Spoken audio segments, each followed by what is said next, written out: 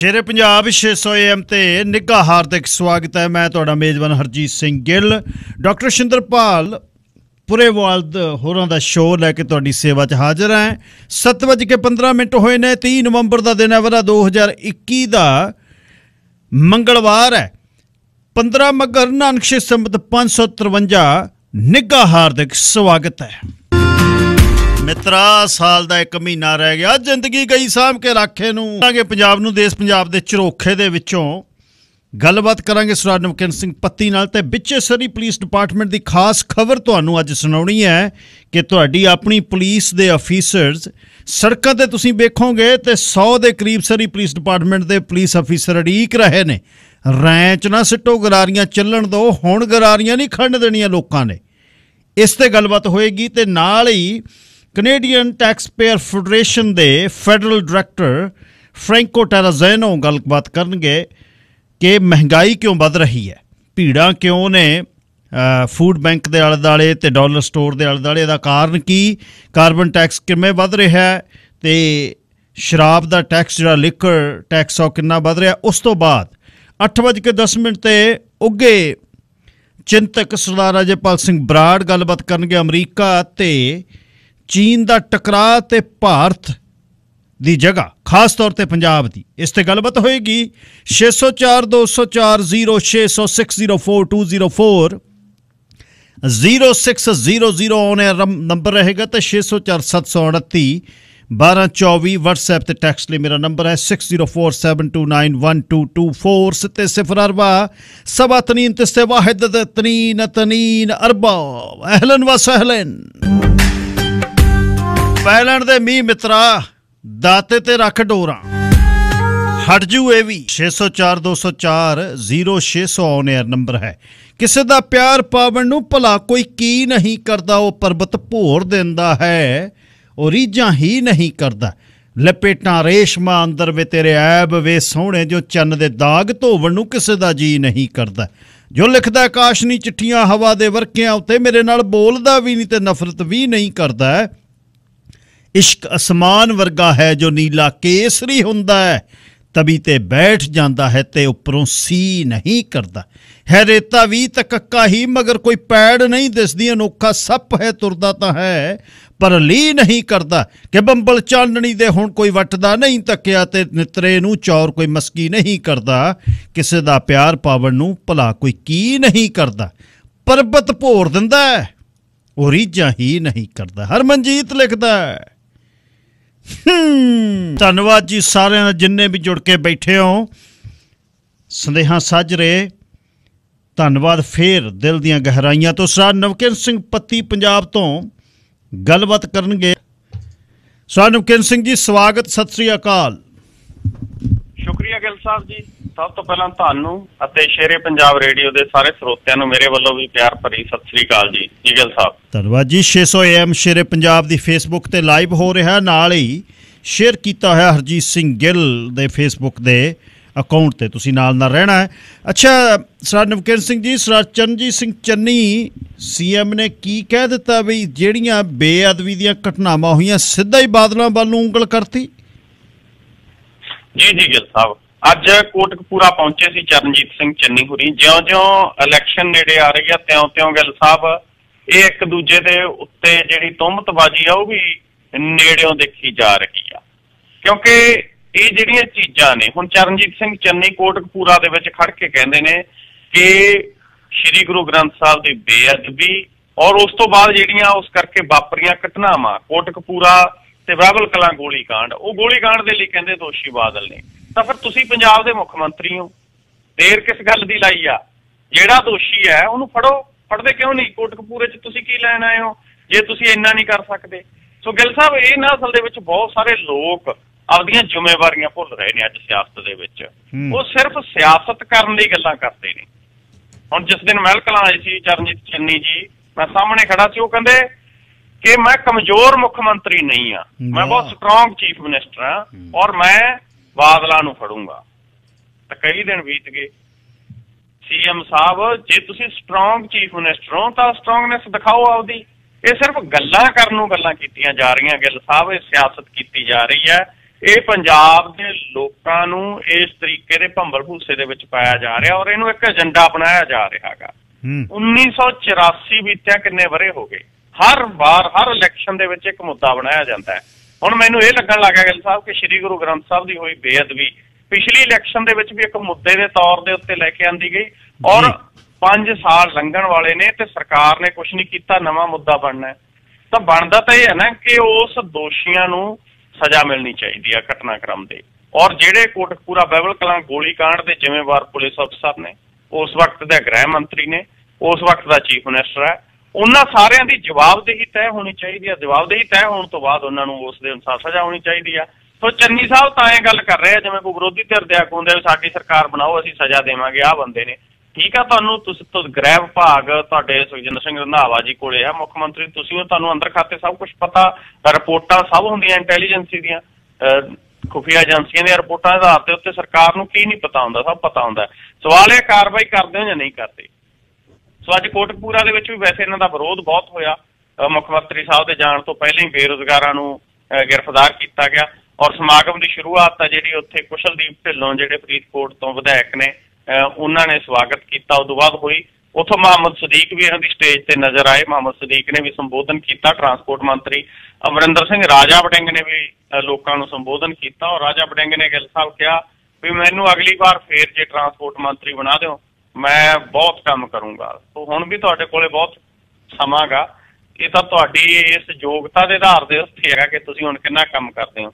ਜੀ ਗਿੱਲ ਸਾਹਿਬ, ਇਹ ਨਾ ਸਦੀਕ ਉਹਨਾਂ ਦਾ ਬਾਲਾ ਸੂਤ ਆਇਆ ਜਦ ਮੁੱਦੇ ਹੋਏ ਤੇ ਕਿਸਾਨ ਦਿੱਲੀ ਬੈਠੇ, ਜਦ ਮੋਢਾ ਉਤਰ ਗਿਆ ਹੁਣ ਗੋਡਾ ਉਤਰ ਗਿਆ, ਬਾਹਲਾ ਸੁਰਮਾ ਆਪਣਾ ਪਾ ਲੈਂਦੇ ਨੇ, ਸੂਤ ਆ ਕੰਮ। ਤੇ ਬਾਕੀ ਵੀ ਕਲਾਕਾਰੀਆਂ ਜਿਹੜੀਆਂ ਗਲ 'ਚ ਮਫਲਰ ਜਿਹਾ ਘੁਮਾ ਕੇ ਦਿੱਲੀ ਇਉਂ ਵੜਦੇ ਜਿਵੇਂ ਭੂਆ ਦਾ ਪਿੰਡ ਹੁੰਦਾ, ਸਾਰੇ MLA ਬਣਨ ਨੂੰ ਫਿਰਦੇ ਆ। ਅੱਛਾ, ਕੁਛ ਹੁਣ ਜਿੰਨੇ ਵੀ ਇਹ ਕਿਸਾਨ ਲੀਡਰ ਨੇ, ਮੈਂ ਜੇ ਇਹਨਾਂ ਨੂੰ ਦੇਖਾਂ ਤਾਂ ਇਹਨਾਂ ਦੀ ਵਾਰਤਾ ਤੇ ਜਿਵੇਂ ਸਰਕਾਰਾਂ ਨੇ ਕਾਨੂੰਨ ਰੱਦ ਕੀਤੇ ਨੇ ਇਹਨਾਂ ਦਾ ਰੁਤਬਾ ਬਹੁਤ ਵੱਡਾ। ਟਕੈਤ ਹੋਣੀ ਹੋ ਗਏ, ਰਾਜੇਵਾਲ ਹੋਣੀ ਹੋ ਗਏ, ਡਾਕਟਰ ਦਰਸ਼ਨਪਾਲ ਹੋ ਗਿਆ, ਇਹਨਾਂ ਨੇ ਜਿਵੇਂ ਵੀ ਚਲਾਇਆ ਵਧੀਆ ਤਰੀਕੇ ਨਾਲ ਚਲਾਇਆ, ਬਾਕੀਆਂ ਨੇ ਵੀ ਜਿਹੜਾ ਪੂਰਾ ਸਾਥ ਦਿੱਤਾ। ਪਰ ਹੁਣ ਇਹ ਜਿਹੜੀਆਂ ਗੱਲਾਂ ਨਿਕਲ ਕੇ ਆਉਂਦੀਆਂ ਵੀ ਰਾਜੇਵਾਲ ਤਾਂ ਜੀ ਆਮ ਆਦਮੀ ਪਾਰਟੀ ਦਾ CM ਬਣ ਸਕਦਾ ਹੈ, ਇਹ ਤਾਂ ਕੱਖ ਵੀ ਨਹੀਂ। ਇਹ ਲੀਲੂ ਬੇਰ ਜਿਹੜੇ ਡਿੱਗੇ ਹੋਏ ਨੇ ਝੋਲੀ ਦੇ ਵਿੱਚ ਚੱਕ ਕੇ ਮੂੰਹ 'ਚ ਪਾਉਣ ਵਾਲੇ ਨੇ, ਜੇ ਬੱਲੋ ਪੈ ਗਈ ਖਿੰਡ ਜਾਣੇ ਨੇ। ਸੋ ਕੀ ਹੁਣ ਇਹ ਨਿਕਲ ਰਿਹਾ ਇਹਦੇ 'ਚੋਂ ਕਲਾਕਾਰ ਤੇ ਇਹ ਜਿੰਨੇ ਵੀ ਕਿਸਾਨ ਲੀਡਰ ਨੇ ਇਹ MLA ਬਣਨਗੇ ਹੁਣ? ਬਿਲਕੁਲ ਜੀ ਗਿੱਲ ਸਾਹਿਬ, ਇਹ ਤਾਂ ਕਾਲੇ ਪਏ ਆ ਬਹੁਤੇ ਮਤਲਬ ਜਿਹੜੇ ਇਸ ਕਿਸਾਨ, ਕਿਉਂਕਿ ਆਪਾਂ ਪਹਿਲੇ ਦਿਨ ਤੋਂ ਆਪਾਂ ਇਸ ਕਿਸਾਨ ਅੰਦੋਲਨ ਦੇ ਖਿਲਾਫ ਬਹੁਤ ਚੀਜ਼ਾਂ ਸੀ, ਆਪਾਂ ਕਦੇ ਕੋਈ ਡਿਸਕਸ ਨਹੀਂ ਕੀਤੀਆਂ, ਕਦੇ ਕੋਈ ਉਸ ਰੂਪ ਦੀ ਚਰਚਾ ਨਹੀਂ ਕੀਤੀ। ਆ ਜਿੰਨੀ ਗੱਲ ਕਹਿੰਦੇ ਸੀ ਅੱਜ ਵੀ ਕਹਿੰਦੇ ਹੈਗੇ ਕਿ ਕੁਛ ਲੀਡਰ ਸਿਆਸਤ 'ਚ ਆਉਣ ਨੂੰ ਕਾਲੇ ਨੇ, ਅੱਜ ਵੀ ਕਾਲੇ ਨੇ। ਬਲਵੀਰ ਸਿੰਘ ਰਾਜੇਵਾਲ ਬਹੁਤ ਤੇਜ਼ੀ ਉਹਨੂੰ ਫੜੀ ਹੋਈ ਆ ਵੀ ਮੈਂ ਛੇਤੀ ਦੇ ਕੇ ਮੋਰਚਾ ਨਵੇੜਾ ਤੇ ਜਾ ਕੇ ਪੰਜਾਬ 'ਚ ਇਲੈਕਸ਼ਨ ਲੜਾ। ਮਨਜੀਤ ਰਾਏ ਆ ਉਹ ਬਹੁਤ ਤੇਜ਼ੀ ਦੇ ਨਾਲ ਤਾਹੂ ਹੈ ਇਸ ਗੱਲ ਦੇ ਲਈ ਕਿ ਮੈਂ ਜਾ ਕੇ ਇਲੈਕਸ਼ਨ ਦੇ ਵਿੱਚ ਬੰਦੇ ਖੜੇ ਕਰਾਂ, ਖੁਦ ਤਾਂ ਨਹੀਂ ਖੜਾ ਹੁੰਦਾ, ਕਹਿੰਦਾ ਬੰਦੇ ਖੜੇ ਕਰਾਂ। ਕੁਛ ਅਕਾਲੀ ਦਲ ਦੇ ਸਮਰਥਕ ਨੇ ਜਿਵੇਂ ਲੱਖੋਵਾਲ ਹੈਗੀ ਆ ਭਾਰਤੀ ਕਿਸਾਨ ਯੂਨੀਅਨ ਔਰ ਕਾਦੀਆਂ ਸਾਹਿਬ ਵੀ ਇਹ ਇੱਛਾ ਜਿਹੜੀ ਰੱਖਦੇ ਨੇ। ਕੁਛ ਖੱਬੇ ਪੱਖੀ ਨੇ ਉਹ ਵੀ ਆ ਕੇ ਇਲੈਕਸ਼ਨ ਆ ਜਿਹੜੀ ਉਹ ਲੜਨੀ ਚਾਹੁੰਦੇ ਨੇ, ਜਿਹਨਾਂ 'ਚ ਕੁਲਵੰਤ ਸੰਧੂ ਹੋਰੇ ਨੇ, ਉਹਨਾਂ ਦੀ ਪਾਰਟੀ ਵੀ ਇਲੈਕਸ਼ਨ ਲੜਨ ਦੇ ਲਈ ਤਾਹੂ ਹੈ। ਹੋਰ ਵੀ ਕਈ ਨੇ ਜਿਹੜੇ ਇਲੈਕਸ਼ਨ ਲੜਨਾ ਚਾਹੁੰਦੇ ਨੇ। ਹੁਣ ਉੱਥੇ ਗਿੱਲ ਸਾਹਿਬ ਕੱਲ ਵੀ ਮੀਟਿੰਗ ਹੋਈ ਹੈ, ਦੇਖੋ ਸੰਯੁਕਤ ਕਿਸਾਨ ਮੋਰਚੇ ਦੀ ਤਾਂ ਜੇ ਹੋਣੀ ਹੈ 4 ਦਸੰਬਰ ਨੂੰ।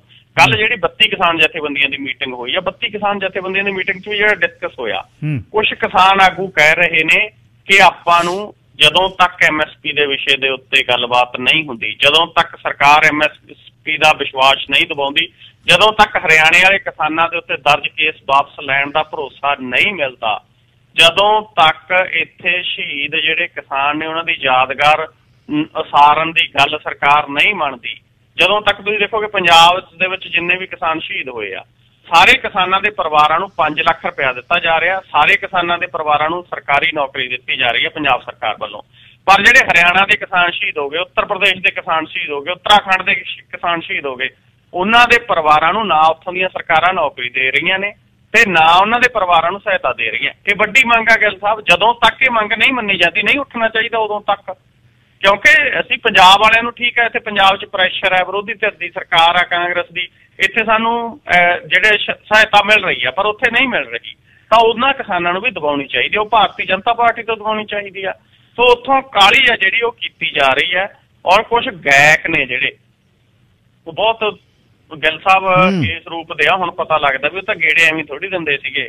ਅਸਲ ਦੇ ਵਿੱਚ ਇਕੱਠ ਸਾਹਿਬ ਦੀ ਭੂਰੀ ਤੇ ਸੀ, ਇਕੱਠ ਤਾਂ 2022 ਦੀ ਇਲੈਕਸ਼ਨ ਦੇ ਉੱਤੇ ਸੀਗਾ। ਤਾਂ ਇਹ ਵੀ ਤਾਕੂ ਨੇ। ਸੋ ਇਹ 'ਚ ਕੁਛ ਲੋਕਾਂ ਦੀ ਇਹ ਭਾਵਨਾ ਹੋ ਸਕਦੀ ਹੈ ਵੀ ਇਲੈਕਸ਼ਨ ਲੜਨੀ ਕਿਉਂ ਨਹੀਂ ਚਾਹੀਦੀ, ਲੜਨੀ ਚਾਹੀਦੀ ਹੈ। ਤੁਸੀਂ ਗਲਤ ਕਹਿ ਰਹੇ ਹੋ, ਕਿਉਂ ਨਾ ਲੜਨ ਜੀ, ਸਦਕੇ ਲੜਨ, ਲੋਕਤੰਤਰ ਹਰ ਕਿਸੇ ਨੂੰ ਅਧਿਕਾਰ ਆ, ਪਰ ਪਹਿਲਾਂ ਮੰਗਾਂ ਮਸਲੇ ਦਾ ਹੱਲ ਕਰਾ ਲੈਣ। ਅਗਲੀ ਗੱਲ ਗਿੱਲ ਸਾਹਿਬ ਇਹ ਆ ਕਿ ਖੇਤੀ ਕਾਨੂੰਨ ਜਿਹੜੇ ਰੱਦ ਹੋਏ ਨੇ ਇਹ ਕੋਈ ਬਹੁਤ ਵੱਡੀ ਪ੍ਰਾਪਤੀ ਨਹੀਂ, ਠੀਕ ਆ, ਸਾਡੀ ਇੱਕ ਪ੍ਰਾਪਤੀ ਆ, ਪਰ ਅਸੀਂ 1.5 ਸਾਲ ਪਿੱਛੇ ਗਏ ਆ ਨਾ। 1.5 ਸਾਲ ਪਹਿਲਾਂ ਲਾਗੂ ਨਹੀਂ ਸੀ, ਉਦੋਂ ਕੀ ਸੀ? ਕਿਸਾਨ ਖੁਦਕੁਸ਼ੀਆਂ, ਕਰਜ਼ਾ, ਇੱਥੋਂ ਭੱਜ ਜਾਣਾ। ਇਹ ਤਾਂ ਸਵਾਲ ਇਹ ਹੈ ਕਿ ਕਿਸਾਨਾਂ ਨੂੰ ਬਚਾਉਣ ਦੇ ਲਈ ਇੱਕ ਵੱਡੀ ਲੜਾਈ ਦੀ ਲੋੜ ਹੈ, ਇੱਕ ਵੱਡੀ ਜੱਦੋਜਹਿਦ ਦੀ ਲੋੜ ਹੈ, ਦੁਬਾਰੇ ਤਿਆਰੀ ਦੀ ਲੋੜ ਹੈ। ਪਰ ਜੇ ਸਿਆਸਤ 'ਚ ਆਵੜੇ ਤਾਂ ਉਹ ਕਿਸਾਨਾਂ ਦੇ ਮੰਗਾਂ ਮਸਲੇ ਪਿੱਛੇ ਰਹਿ ਜਾਣੇ ਨੇ। ਅਰਵਿੰਦ ਕੇਜਰੀਵਾਲ ਹੋਰੀ ਇਸ ਗੱਲ ਦੀ ਉਦਾਹਰਨ ਨੇ। ਜਨ ਲੋਕਪਾਲ ਬਿੱਲ, ਦਿੱਲੀ ਨੂੰ ਵੱਧ ਅਧਿਕਾਰ, ਕਰਪਸ਼ਨ ਖਤਮ ਕਰਨੀ, ਇਹ ਮੁੱਦੇ ਸੀ ਜਿਹੜਾ ਅੰਨਾ ਹਜ਼ਾਰੇ ਦਾ ਅੰਦੋਲਨ ਲੱਗਿਆ ਸੀ। ਉਹਦੇ 'ਚ ਇੱਕ ਪਾਰਟੀ ਨਿਕਲਦੀ ਆ, ਸਿਆਸਤ 'ਚ ਆਉਂਦੇ ਨੇ, ਨਾ ਅੱਜ ਦਿੱਲੀ ਨੂੰ ਵੱਧ ਅਧਿਕਾਰ ਮਿਲਦੇ ਨੇ, ਨਾ ਅੱਜ ਉੱਥੇ ਕਰਪਸ਼ਨ ਖਤਮ ਹੋਈ ਹੈ, ਨਾ ਜਨ ਲੋਕਪਾਲ ਬਿੱਲ ਉਸ ਰੂਪ 'ਚ ਲਾਗੂ ਹੋਇਆ। ਤੇ ਕੇਜਰੀਵਾਲ ਸਾਹਿਬ ਦਿੱਲੀ ਛੱਡ ਕੇ ਫਿਰ 2 ਦਸੰਬਰ ਨੂੰ ਪੰਜਾਬ ਆਉਣ ਦੀ ਤਿਆਰੀ 'ਚ ਨੇ। ਸੋ ਜੇ ਪੰਜਾਬ ਦੇ ਕਿਸਾਨ ਇਲੈਕਸ਼ਨ ਦੇ ਵਿੱਚ ਜਾਂਦੇ ਨੇ, ਉਹਦੇ 'ਚੋਂ ਗਿੱਲ ਸਾਹਿਬ ਤਿਆਰੀਆਂ ਬੜੀਆਂ ਚੱਲ ਰਹੀਆਂ, ਆਮ ਆਦਮੀ ਪਾਰਟੀ ਦੇ ਨਾਲ ਵੀ ਚਰਚਾ ਚੱਲ ਰਹੀ ਹੈ, ਬੜਾ ਕੁਛ ਹੋ ਰਿਹਾ ਗਾ। ਔਰ ਉਹਦੇ ਵਿੱਚੋਂ ਮਤਲਬ ਕੁਛ ਜਿਹੜੇ ਪਹਿਲਾਂ ਇੱਕ ਦੂਜੇ ਦੇ ਉੱਤੇ ਤੋਹਮਤਬਾਜ਼ੀਆਂ ਲਾਉਂਦੇ ਸੀ, ਅੱਜ ਉਹ ਵੀ ਇਕੱਠੇ ਇਲੈਕਸ਼ਨ ਦੇ ਵਿੱਚ ਤੁਹਾਨੂੰ ਆਉਣ ਵਾਲੇ ਦਿਨਾਂ ਦੇ ਵਿੱਚ ਲੜਦੇ ਨਜ਼ਰ ਆਉਣਗੇ। ਤਾਂ ਇਹ ਵੀ ਬੜਾ ਕੁਛ ਚੱਲ ਰਿਹਾ ਗਾ। ਸੋ ਇਹਦੇ ਤੋਂ ਸੁਚੇਤ ਰਹਿਣ ਦੀ ਲੋੜ ਹੈ ਕਿਸਾਨ ਆਗੂਆਂ ਨੂੰ। ਬੜੀ ਸੋਹਣੀ ਗੰਢ ਵੱਜੀ ਹੈ ਇਹ। ਔਰ ਜੇ ਹੁਣ ਕੁਛ ਦਿਨ ਹੋਰ ਇਸ ਐਜੀਟੇਸ਼ਨ ਨੂੰ ਇਸੇ ਤਰੀਕੇ ਨਾਲ ਖੜਾ ਕੇ ਰੱਖ ਲੈਂਦੇ ਆ ਤਾਂ ਬਹੁਤ ਵੱਡੀਆਂ ਪ੍ਰਾਪਤੀਆਂ ਹੋ ਸਕਦੀਆਂ। MSP ਦੇ ਉੱਤੇ ਅੱਜ ਸਰਕਾਰ ਨੇ ਕਿਹਾ ਕਿ 5 ਮੈਂਬਰ ਦਿਓ, 5 ਮੈਂਬਰੀ ਕਮੇਟੀ ਬਣ ਸਕਦੀ ਆ। ਔਰ ਇਹ 5 ਤਾਂ ਕਿਸਾਨਾਂ ਨੇ ਦੇਣੇ ਨੇ। ਮੀਡੀਆ ਨਾਲ ਦੀ ਨਾਲ ਇਹ ਕਹਿਣ ਲੱਗ ਗਿਆ ਫਲਾਨਾ ਹੋ ਸਕਦਾ, ਲੇਕਿਨ ਸਵਾਲ ਇਹ ਹੈ ਕਿ ਕੀ 5 ਦੇਣੇ ਵੀ ਨੇ? ਮੂਹਰਲੇ ਕਿੰਨੇ ਦੇਣਗੇ? ਜੇ ਉਹਨਾਂ ਨੇ ਕਹਿਤਾ 15 ਸਾਡੇ ਹੋਣਗੇ, ਸਰਕਾਰ ਨੇ 5 ਤੁਹਾਡੇ ਹੋਣਗੇ, ਉਹ ਡਿਸਕਸ ਕਰਕੇ ਜਿਹੜਾ ਫਾਈਨਲ ਹੋ ਜਾਊਗਾ। ਤਾਂ ਇਹ ਹੈਗਾ ਕਿ ਸਰਕਾਰ ਦਾ ਕੀ ਹੋ, ਸਰਕਾਰ ਨੇ ਤਾਂ ਉਹਦਾ ਪਟਾਰਾ ਖੋਲਿਆ ਹੀ ਨਹੀਂ ਹੈਗਾ। ਸੋ MSP ਦੇ ਉੱਤੇ ਕਮੇਟੀ ਬਣਨੀ, ਉਹ ਕਮੇਟੀ ਦੀ ਵੈਲਿਊ ਕਿੰਨੀ ਹੋ, ਬੁੱਕਤ ਕਿੰਨੀ ਹੋ, ਇਹ ਵੀ ਇੱਕ ਮੁੱਦਾ ਹੈ ਜੀ। ਸਰਦਾਰ ਨਮਕਿਨ ਸਿੰਘ, ਜਦ ਦੇ ਚਰਨਜੀਤ ਸਿੰਘ ਚੰਨੀ ਮੁੱਖ ਮੰਤਰੀ ਬਣੇ ਨੇ, ਆਮ ਲੋਕ ਬਣ ਕੇ ਬੜਾ ਉਹ ਵਿਚਰ ਰਹੇ ਨੇ। NRIs ਨੂੰ ਵੀ ਕਿਹਾ ਫਿਕਰ ਨਾ ਕਰਿਓ। ਤੇ ਕੱਲ ਤੁਹਾਡੇ ਏਰੀਏ ਦੇ ਵਿੱਚ ਵਿਚਰਦੇ ਕਿਸੇ ਘਲਾੜੀ ਤੇ ਖੜ ਗਏ ਤੇ ਉਹਨੂੰ ਕਹਿੰਦੇ ਕਾਕਾ ਕਿਆ ਕਰ ਰਿਹਾ, ਤੂੰ ਸੇਕ ਵੱਧ ਲਗਾ ਦਿੱਤਾ ਹੈ। ਉਹ ਕਹਿੰਦਾ ਜੀ ਤੁਹਾਨੂੰ ਪਤਾ? ਉਹ ਕਹਿੰਦਾ ਮੈਂ ਖੋਰੀ ਢੋਂਦਾ ਰਿਹਾ, ਕਿਆ ਕਹਿ ਰਿਹਾ ਤੂੰ ਮੈਨੂੰ? ਰੋਪੜੀ ਬੋਲੀ 'ਚ ਬੋਲ ਰਹੇ ਸੀ। ਇਹ ਚੀਜ਼ਾਂ ਕੋਈ ਫਰਕ ਪਾਉਂਦੀਆਂ ਨੇ? ਇਹਦੇ ਨਾਲ ਕੀ ਫਰਕ ਪਊ? ਤੇ ਇਹਦੇ 'ਚ ਕਿਸਾਨਾਂ ਦੀ ਕਰਜ਼ਾ ਮਾਫੀ ਦੇ ਬਾਰੇ ਕੋਈ ਗੱਲ ਹੋ ਰਹੀ ਹੈ, ਜਾਂ ਇਹ ਇੱਧਰ ਬਹਿ ਗਏ ਗੰਨਾ ਚੂਪ ਲਿਆ ਤੇ ਉੱਥੇ ਖੜ ਗਏ, ਇਹਨਾਂ ਨੇ ਕੁਛ ਫਰਕ ਨਹੀਂ ਪਾਉਣਾ? ਕੋਈ ਅਸਲ ਕੰਮ ਹੋ ਰਿਹਾ? ਜੀ ਗਿੱਲ ਸਾਹਿਬ, ਦੇਖੋ ਹਕੀਕਤ 'ਚ ਕੁਛ ਨਹੀਂ ਹੋ ਰਿਹਾ, ਸਿਰਫ ਗੱਲਾਂ ਬਾਤਾਂ ਹੋ ਰਹੀਆਂ ਨੇ। ਕਿਹਾ ਜਾ ਰਿਹਾ ਮੈਂ ਆਮ ਆਦਮੀ ਆ, ਮੈਂ ਆਮ ਆਦਮੀ ਦਾ ਮੁੰਡਾ, ਮੈਂ ਗਰੀਬ ਪਰਿਵਾਰ ਦਾ ਮੁੰਡਾ। ਠੀਕ ਹੈ, ਚੰਗੀ ਗੱਲ ਹੈ, ਬਹੁਤ ਗਰੀਬੀ ਦੇ ਵਿੱਚੋਂ ਮਿਹਨਤ ਕਰਕੇ ਤਰੱਕੀ ਕੀਤੀ ਹੈ। ਪਰ ਅੱਜ ਦੀ ਇਹਨਾਂ ਦੀ ਕੋਠੀ ਦੇਖੋ, ਬਹੁਤ ਵੱਡਾ ਮਹਿਲ ਉਸਾਰਿਆ ਹੋਇਆ ਹੈਗਾ। ਔਰ ਅੱਜ ਵੀ ਜਿਹੜੀਆਂ ਗੱਲਾਂ ਕਰ ਰਿਹਾ ਗਿੱਲ ਸਾਹਿਬ ਕਿ ਕਿਤੇ ਜਾ ਕੇ ਚੰਨੀ ਸਾਹਿਬ ਕਹਿੰਦੇ ਨੇ ਮੇਰਾ ਟੈਂਟ ਸੀ ਹੋਵੇਗਾ, ਕਿਤੇ ਜਾ ਕੇ ਕਹਿੰਦੇ ਨੇ ਕਿ ਮੈਂ ਮਾਈਕ ਵੀ ਲਾਉਂਦਾ ਰਹਾਂਗਾ, ਕਿ ਮਾਈਕ ਏਦਾਂ ਲੱਗਦਾ, ਠੀਕ ਹੈ ਜੀ ਹੋਵੇਗਾ। ਕਿਤੇ ਕਹਿੰਦੇ ਨੇ ਮੈਂ ਗੁੜ ਜਿਹੜਾ ਤੁਸੀਂ ਦੱਸਿਆ ਵੀ ਸੇਕ ਵੱਧ ਲੱਗ ਗਿਆ, ਵੀ ਮੈਂ ਵੀ ਇਹ ਕੰਮ ਕਰਦਾ ਰਹਾਂਗਾ।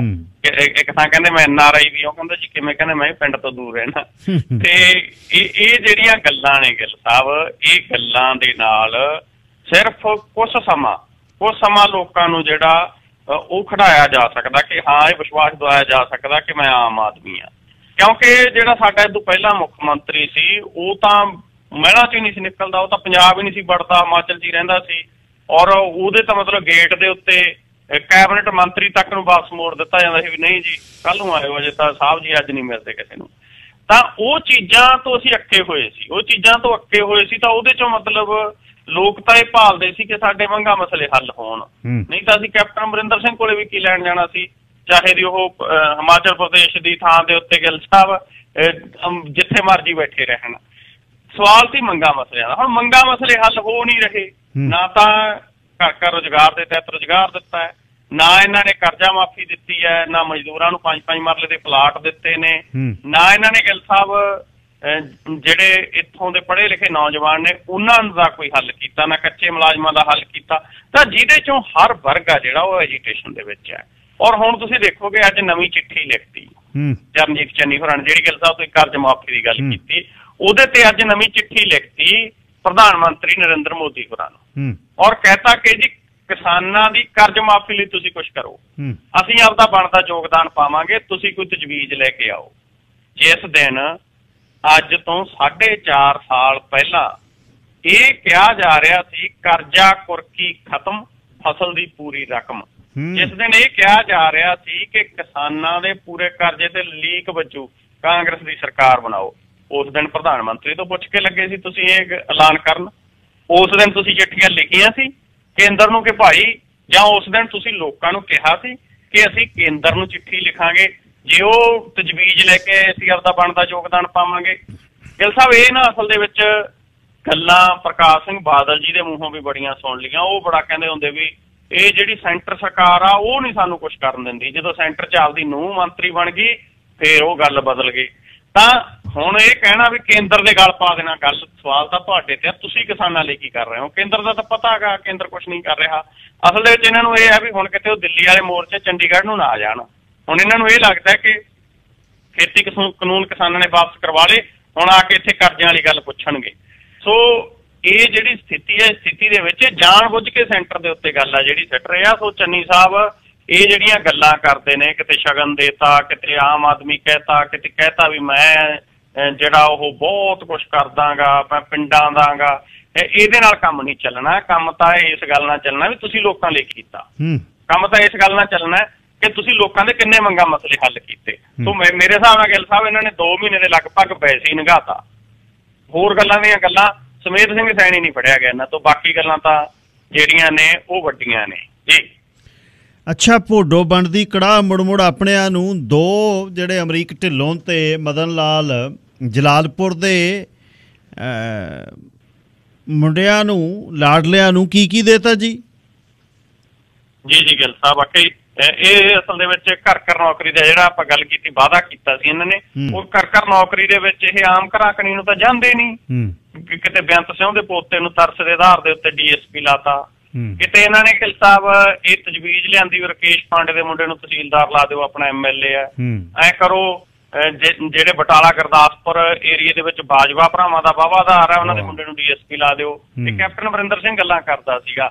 ਔਰ ਉਸ ਤੋਂ ਬਾਅਦ ਤੁਸੀਂ ਦੇਖੋ ਵੀ ਬਿਜਲੀ ਮੰਤਰੀ ਹੈ, ਇਹਦੇ ਜਵਾਈ ਭਾਈ ਨੂੰ ਜਿਹੜਾ ਅਹਿਮ ਅਹੁਦਾ ਦੇ ਦਿਓ।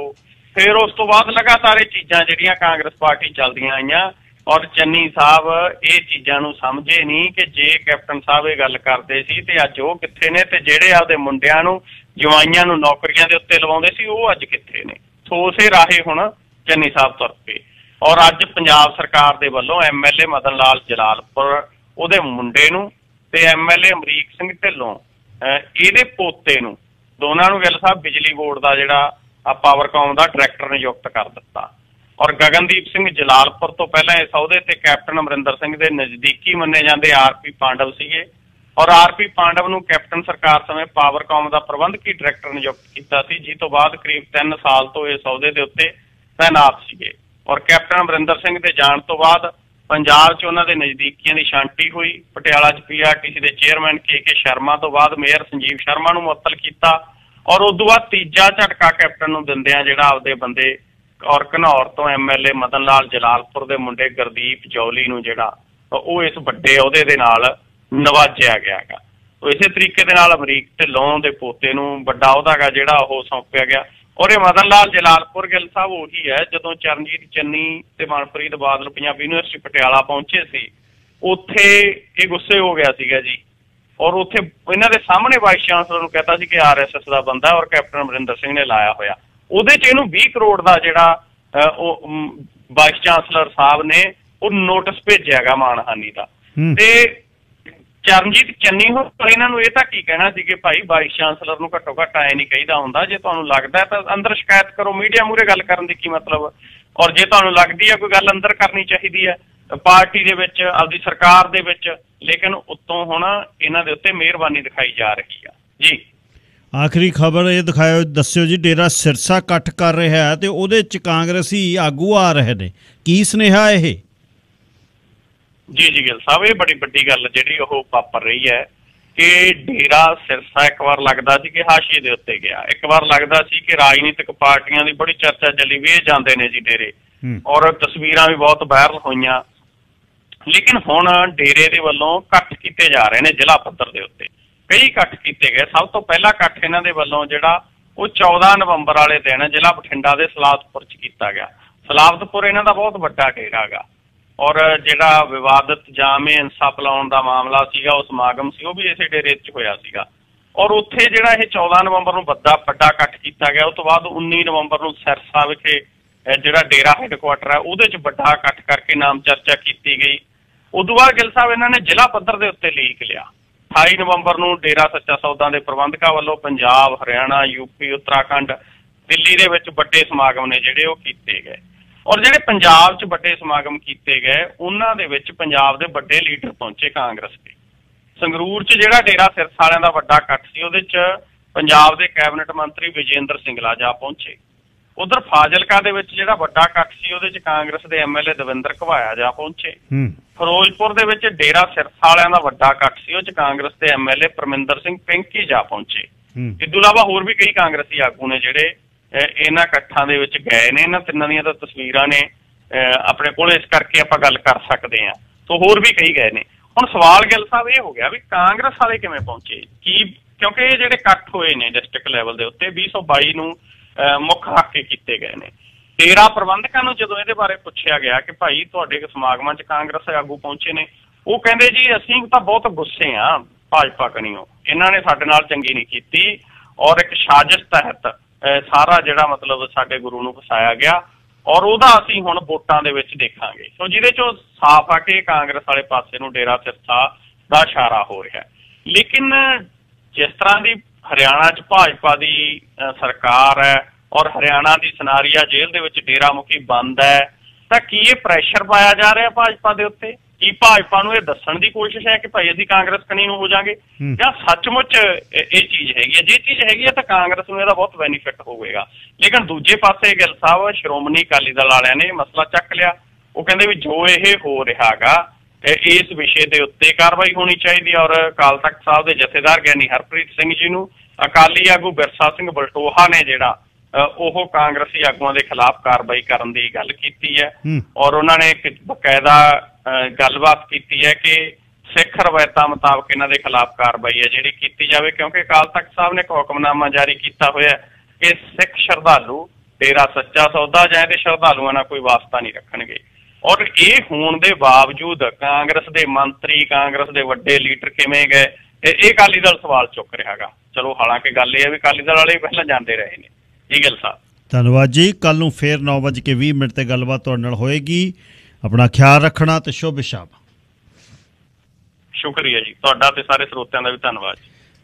ਕੈਨੇਡੀਅਨ ਟੈਕਸਪੇਅਰ ਫੈਡਰੇਸ਼ਨ ਦੇ ਫੈਡਰਲ ਡਾਇਰੈਕਟਰ ਨੇ ਮਿਸਟਰ ਫ੍ਰੈਂਕੋ ਟੈਰਾਜ਼ੇਨੋ, ਉਹ ਗੱਲਬਾਤ ਕਰਨਗੇ ਕਿ ਮਹਿੰਗਾਈ ਇੰਨੀ ਹੋ ਰਹੀ ਹੈ, ਮਹਿੰਗਾਈ ਦਾ ਕਾਰਨ ਕੀ ਹੈ ਤੇ ਕਿੱਧਰ ਨੂੰ ਕੈਨੇਡਾ ਜਾ ਰਿਹਾ ਹੈ। Mr. Terazeno, good morning, and my pleasure to have you back again. Hey, good morning, and thanks so much for having me on. Thank you. Even this Halloween is over and Christmas lights are on, but one ghost is interrupting a lot our Canadian lives, and that is inflation. So where are we heading to? Well, you know, nobody has a crystal ball, so we don't know exactly where prices are heading. But I'll tell you, when I talk to my friends, family, and colleagues, one of the key issues that I hear from really every everyday Canadian is that this rising cost of living could be the economic problem that we're facing here with our families. And, you know, there's many different issues that result in these higher prices, but I think we also need to be putting a large portion of the blame onto our politicians, specifically our federal politicians, because, you know, we have seen a massive amount of government borrowing. We have seen unprecedented levels of government spending. We have seen the federal government's printing press on overdrive during the pandemic, and the more dollars that the federal government prints, the less that our dollars buy. And finally, we've also seen numerous tax increases during the middle of the pandemic. So certainly the federal government deserves a large portion of the blame here. There's one thing I'm noticing, that is to put carbon tax and denounce fossil fuels. This is provincial and federal government. They're hiding under blanket to denounce this fossil fuel, and they're getting this transition from conventional cars to electric cars or hybrid cars. These carbon taxes is a pain, and Canadians are not ready to transition because these all electric cars are expensive, and whatever we are having, we wanted to run for some time. So could you tell us about this carbon tax? Well, it's absolutely the wrong move by the federal government and also the provincial government in British Columbia. Look, I mean, Canadians, us drivers, are now paying the price for these very expensive, economically damaging carbon taxes that have no environmental benefit. You know, federally, we have seen the federal carbon tax increase twice during the pandemic. It's going to increase again next year federally. And, you know, all of us are going to be paying a higher carbon tax for years to come because Prime Minister Justin Trudeau, he said that he wants his carbon tax to add about 40 cents per liter to the price of gasoline by 2030. 40 cents per liter. And it gets worse than that because the federal government also wants to impose a second carbon tax, you know, that's already in place in British Columbia. But the problem is that drivers are really feeling the pain here. And let me just dispel a myth, because a carbon tax is not an environmental plan. It is a tax plan. British Columbia has had the highest carbon tax in Canada for years, but emissions continue to go up and up. And just one last thing. When we talk about the environment in Canada, we have to take a global approach because Canada only makes up 1.5% of global emissions. So what we're doing here is we're shooting ourselves in the foot, causing so much pain for Canadians while we're doing really nothing for the global environment. The same token, the developing nations, just like India, they are reducing their taxes to give relief to their citizens, and Western world is saying developing countries, developing nations to them. Another thing, federal alcohol tax. You know, I know this is not a good thing to have to drink excessively, but still this is the part of everyone's life. And most of that, 65% price of wine is going in the taxes, or that is going to be increased in coming years? That's correct. We've seen alcohol taxes increase twice during the pandemic. It's going to increase again on April 1st, 2022. So the joke is going to be on taxpayers there. But you know, to your point, of course, it is not healthy to drink excessively, but why not just provide us with just a little bit of relief, right? So many people work hard days, Monday to Friday, want to come home, enjoy a case of beer or a bottle of wine with their family. Well, why not just let them keep a little bit more money in their pockets? And, you know, I want to bring up something that you touched on. And you mentioned that India is offering its citizens relief by cutting its gas taxes. And it's not just India. South Korea just reduced its gas taxes by 20%. So those countries are moving in the right direction for their citizens. Here in Canada, taxes make up 31 to 42% of the pump price for gasoline. So these politicians could be providing tax relief. They're just choosing not to. And Mr. Terzi, you know, all, you know, normal Canadians, they are thinking that our country is printing dollars as they are having gold reserve.